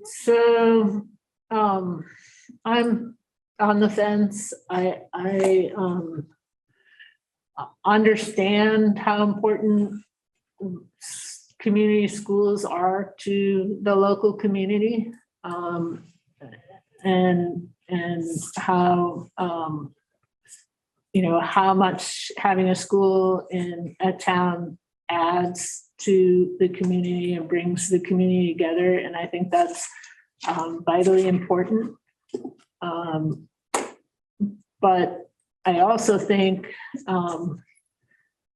that's important to the community, and it's unfair that the schools have to provide that for the community. And what I want to protect is that students aren't served. I think there's an obligation to make sure that students get the best education they can. And so I don't want to have that important piece for the community to end up being a burden on kids. At the same time, I think our small schools have done a really good job. Kids are getting good educations in small schools. Part of that is because they're subsidized. I think the Levinson report has a vision for being able to balance some of that while still having people hold multiple roles. And so it will not be as big a burden on the rest of the district if the recommendations of the Levinson report are followed. So I'm on the fence. I think I am not in support of the first article because of the reasons everybody spoke of in terms of, you know, sixth grade, or if we're moving, not being able to move any kid out from a district or any grade out of the district. I would be supportive of some version that protects small schools to the extent that we can, but has some sort of, and you know, here's the hard part, right? What is that piece that protects keeping our small schools open and yet also protects to make sure that our students are getting the education they need, and all of our students in all our schools? And I think the second option is, you know, an attempt to sort of get there. I don't think it's quite there. I would look for, you know, can we get some support from, you know, the districts in terms of, you know, some sort of language of quality or something. And I'm not really sure what it is. And I would, you know, I think for me, I want to have more conversation to be able to try to understand, you know, what can we put in there that both protects small schools that are vital to our community, but also make sure that we're not doing that at the cost of students in all our districts not getting the education they need. So where does that put us? It looks like Dave has his hand up. Thank you. So I have to make something pretty clear. No one in Starksboro, either privately in an email or conversation or publicly at this meeting or at a Mount Abe school board meeting, has said, made any kind of threat or said that they wanted to be out of the district. This is my personal analysis of the reality of politics. I saw what happened in Lincoln and talked with the numerous people in Lincoln after that vote. A number of people didn't want to actually leave the district, didn't realize what their vote meant, because their vote actually did mean that they are leaving the district, and said that what they wanted to do was send a signal to the Mount Abe board. But this is my personal view from knowing people in Starksboro and looking at the politics of schools. The other thing I was going to say is that an option that I would support for option one is making it K-5 instead of K-6, because I've heard you know, some comments from educators that sixth grade students are better off in middle school. I'm not entirely convinced that that's the right thing to do, and I want to hear more about it. But as far as option one is concerned, I would be comfortable with making it K-5. Anyone else? Erica. I appreciate your sharing your experience and feedback, Dave. I would also just say that that is the political reality as you're communicating to us about Starksboro and Lincoln.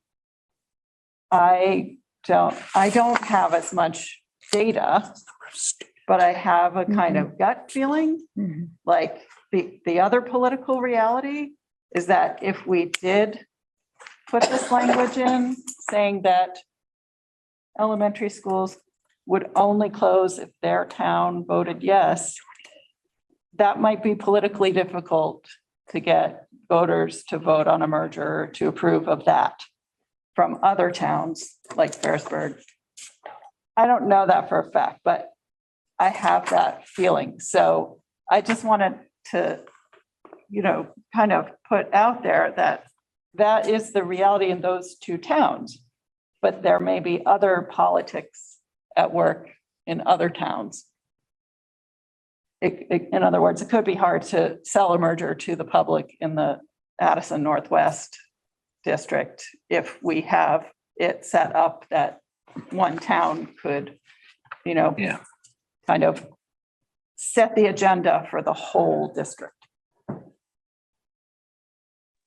Troy.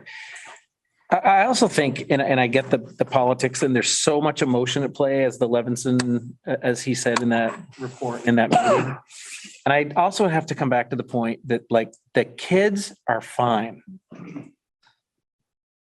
Like, all the kids blend all the time in sports, in dance, in music. And my kids went and played lacrosse in Middlebury, and they played soccer with kids from all over Addison County, and they do the play with older kids and younger kids, and they go to Parks and Rec, and it is, I think this is very much an adult issue. And the kids are fine. If they got up tomorrow and said, you get to go on a field trip and go for 2 weeks to this school, they'd be jumping out of their skin to see some new kids and do something fun.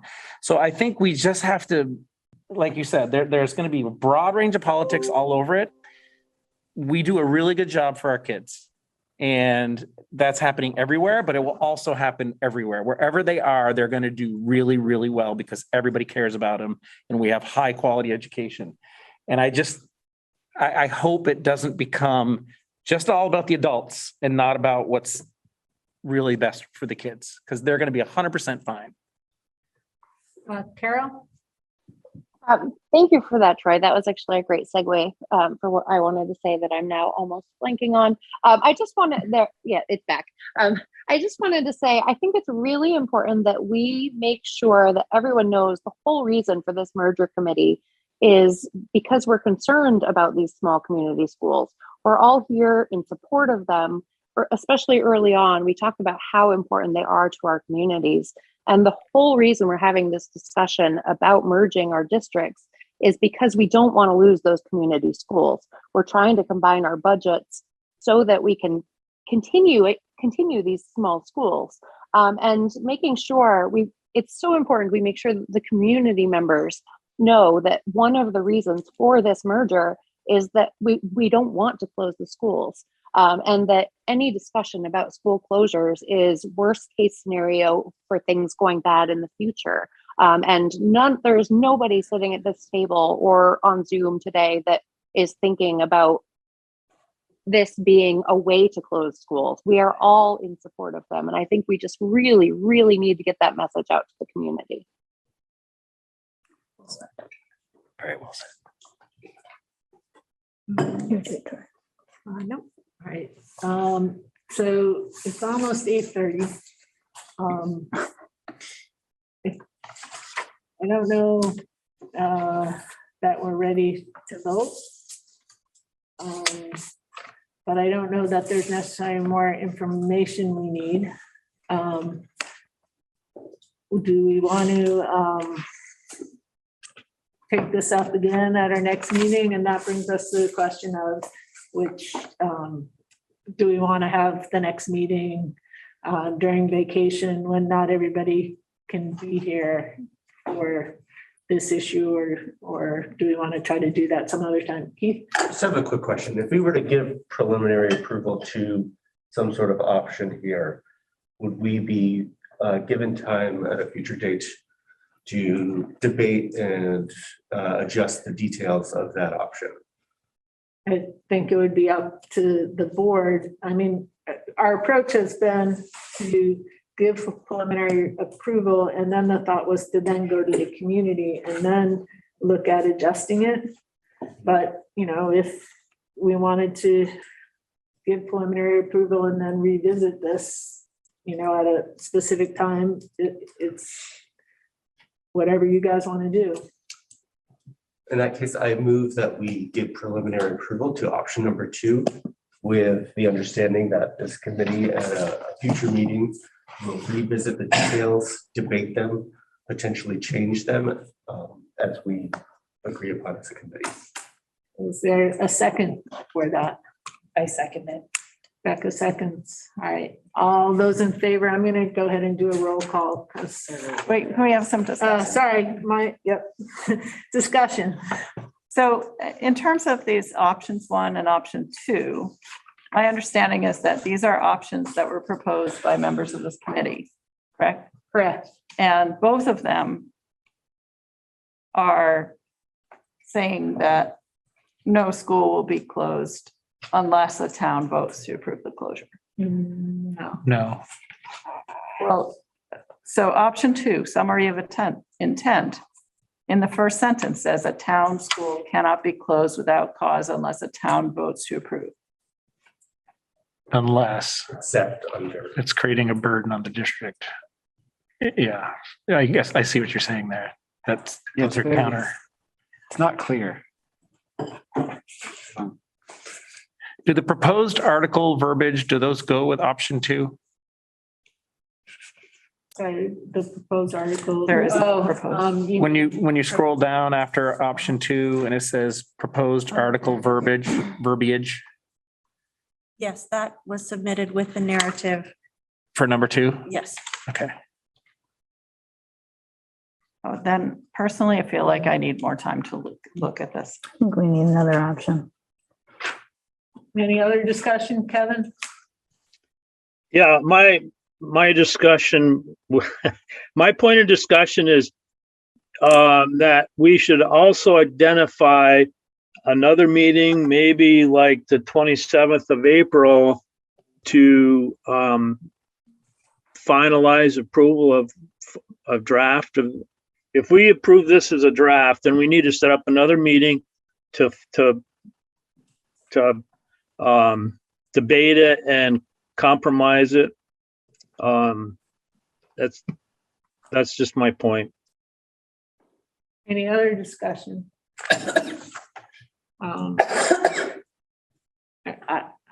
I would just say that with regard to 2, I am not prepared to vote for it because I feel like I need to, we need something that more captures when a school might be closed, at least for me. And this doesn't do it. And I understand your proposal is to adopt it preliminarily. I think my approach would be to go back and study this and see what sort of language maybe each of us can come up with in terms of our list, or maybe even have some sort of brainstorm about what's important. But that's where I'm at. Anybody, any other discussion? Anybody else? No. All right, so I'm going to do a roll call vote on this. So, Ed. Abstain. This is, just to be clear, the motion is to vote for option 2 preliminarily. Correct. With the option to revisit later. Becca. Brad. Opposed. Dave. No. Carol. 4, I think. Sarah. I want to rewrite it. I'm struggling. I'm abstaining. Mary.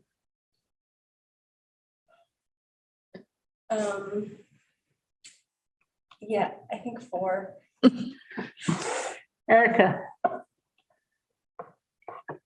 Can I ask, are we planning to put this on the next meeting agenda to revise? If we vote yes? if that's your pleasure. The boards or the committees. Well, that affects how I will vote. Because if not, then I'm gonna vote no. But if we are gonna look at it next time and redraft it, then I will vote yes. I guess I'm just not. Yeah, I'm good with putting it on, but if we're gonna redraft it, why are, you know. I think that's all we just. So I'm gonna abstain. Dustin, No. Kevin,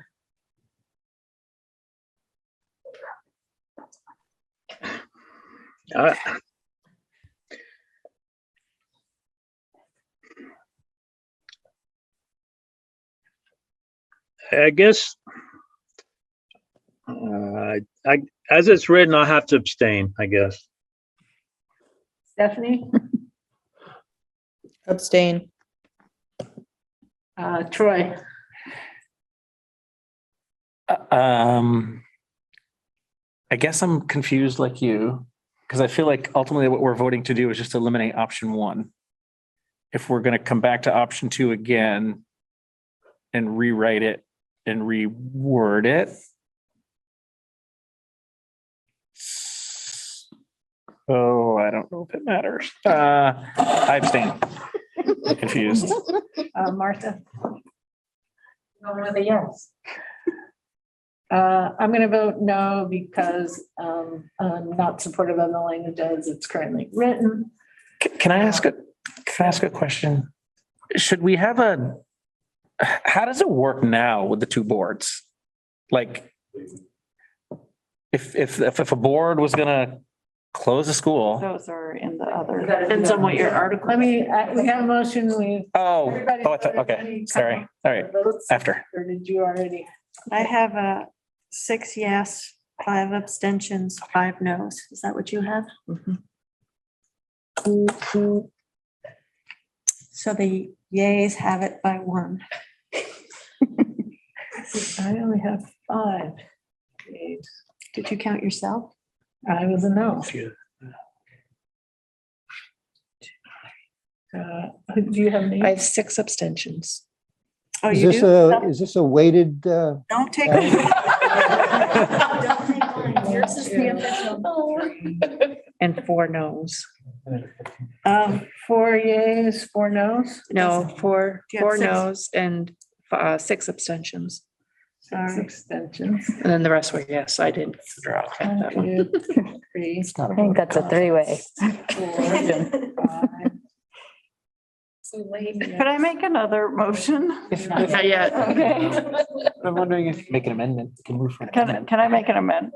Not at this point. No, okay. Yeah, so I have 4 no's, 5 abstentions, and 5 yeses. Is that what you have? I had 6 abstentions.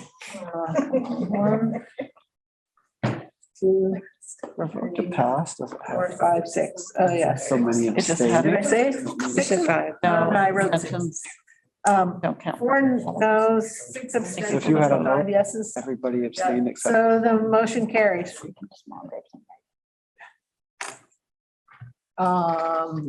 now we're gonna rewrite it. Can I make a motion that we put it on the agenda for the next meeting and redraft the wording? Second.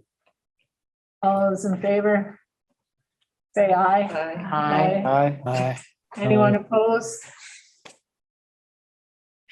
Point of order. There wasn't enough time to make an amendment to that, To the motion? to the motion, yeah. I'd like to amend the motion to say that we will meet on April 27th to, further clarify the next meeting as to be April 27th. Everybody look at your calendar.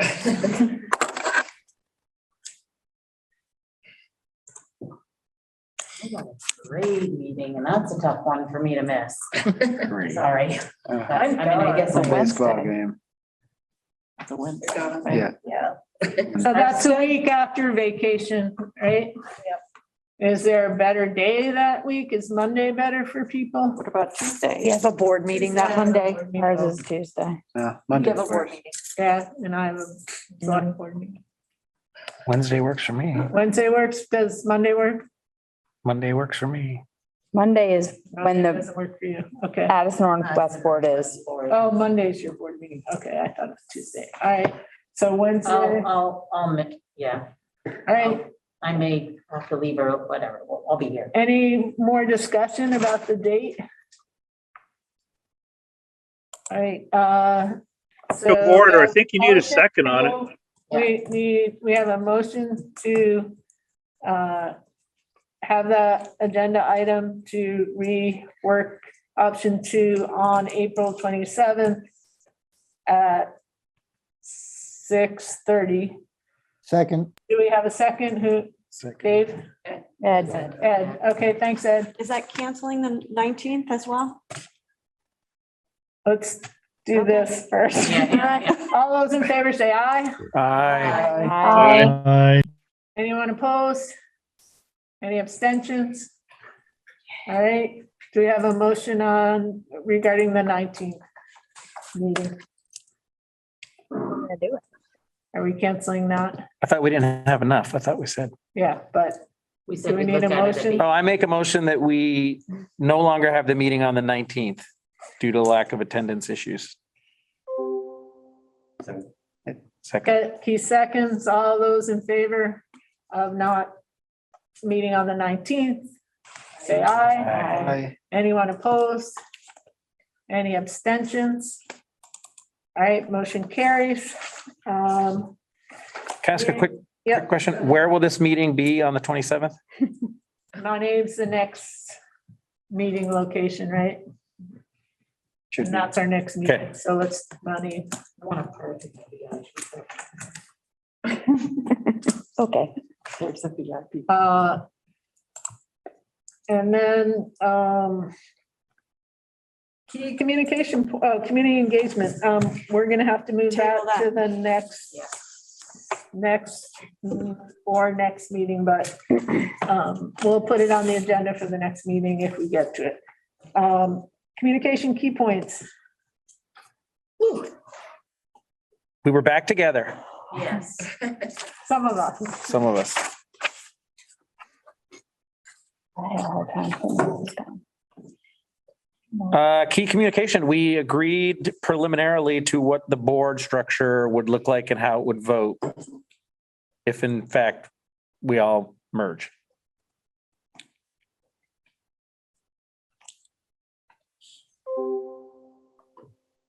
We continue to talk about the school closure dilemma. Scenario. The superintendents gave us Yeah. a projected. And we impact. voted on something that makes us work on it further. Yeah, Dustin said we had an update from the superintendents about the weighting study. And it generally doesn't look good. And didn't make us happy. Do we have any public comments? I thought I saw some. Yeah, Sandy, go ahead. Hey, thanks, Mary Kay. Can you hear me? Yes. Great. Thanks, everyone, for the work that you're doing. I know they're difficult. With regard to when you guys meet again on the question of school closures for elementary schools, one thing I want, for me, for the merger study committee, there are two separate issues. Maybe I'm wrong. You have the small schools, the community schools, the elementary schools, and then you have merger issues with regard to middle school, high school. What I took away really strongly from the Levinson report is that when you look at the demographics and funding, depending on future weighting, however that may be, we're really running into potential problems with middle school and high school numbers. The reduction in numbers that we saw in our district in the past 4 to 5 years are now moving into the middle school, high school. So right for now, and according to Levinson's report, the populations in our small 5 towns are relatively leveling out. So we're not looking potentially at major reductions. They've already leveled out and they're the size it would appear they're going to be for the next 5 years. Maybe I'm over exaggerating, but the next few years. And so while a lot is, we need to get, for you guys, you have to decide this issue about community schools. I really think you can't lose your eye on the ball with really middle school, high school, and really financially and fiscally how that affects both these districts if there isn't some plan for merger at that level. And then also how will that fly on a vote between, you know, Addison, Northwest, and MAUSD. So just those are my thoughts. I think it is important to address the elementary schools, but I do think it is important to consider the politics, consider taking a position that considers letting towns vote before a school is closed, however you may end up defining that. And then moving forward, I think on what I think to me is the real meat of figuring out what to do for the you know, middle school, high school. Thanks. Thanks, Andy. Oh, anyone else, just because I can only see. what's up there. Matt Vogel. Matt, Sorry. go ahead. Hi, thank you. I'd like to cede some of my time to my daughter, who's a 4th grader in Ferrisburg Central School, to read a note that she wrote. Okay, I'm going to read it for her. You sure? Dear ANWSD School Board, if you are going to merge the districts, you should have the students vote where they would like to go. Students would be separated from their friends and may be forced to a school they may not like. So please consider my idea of having students vote or having one student from each school be on the board. One last thing, parents should choose where they want their child to go to school. Sincerely, Eliana Gilda Venables Vogel, 4th grade, Ferrisburg Central School. Thank you. Thanks. And if that's not for the record, I'd just also like to speak on my behalf too. Thanks, Eliana. I'd like to remind the board of the overwhelming local school votes that actually did happen when school closures were proposed, and I know it's on the agenda today, but there is an overwhelming sentiment in nearly every small town to keep elementary schools open and figure out, even if it's difficult, a feasible, viable path to keep the elementary schools in our local towns open. So thank you. Thank you, Matt. Sheila, anything else? Nope. I think you hit them all. I'd entertain a motion to adjourn. I'll make a motion to adjourn. Mary made a motion. Anybody second? I'll second it. Second, Rebecca. All in favor? Aye. Aye. Aye. We're adjourned.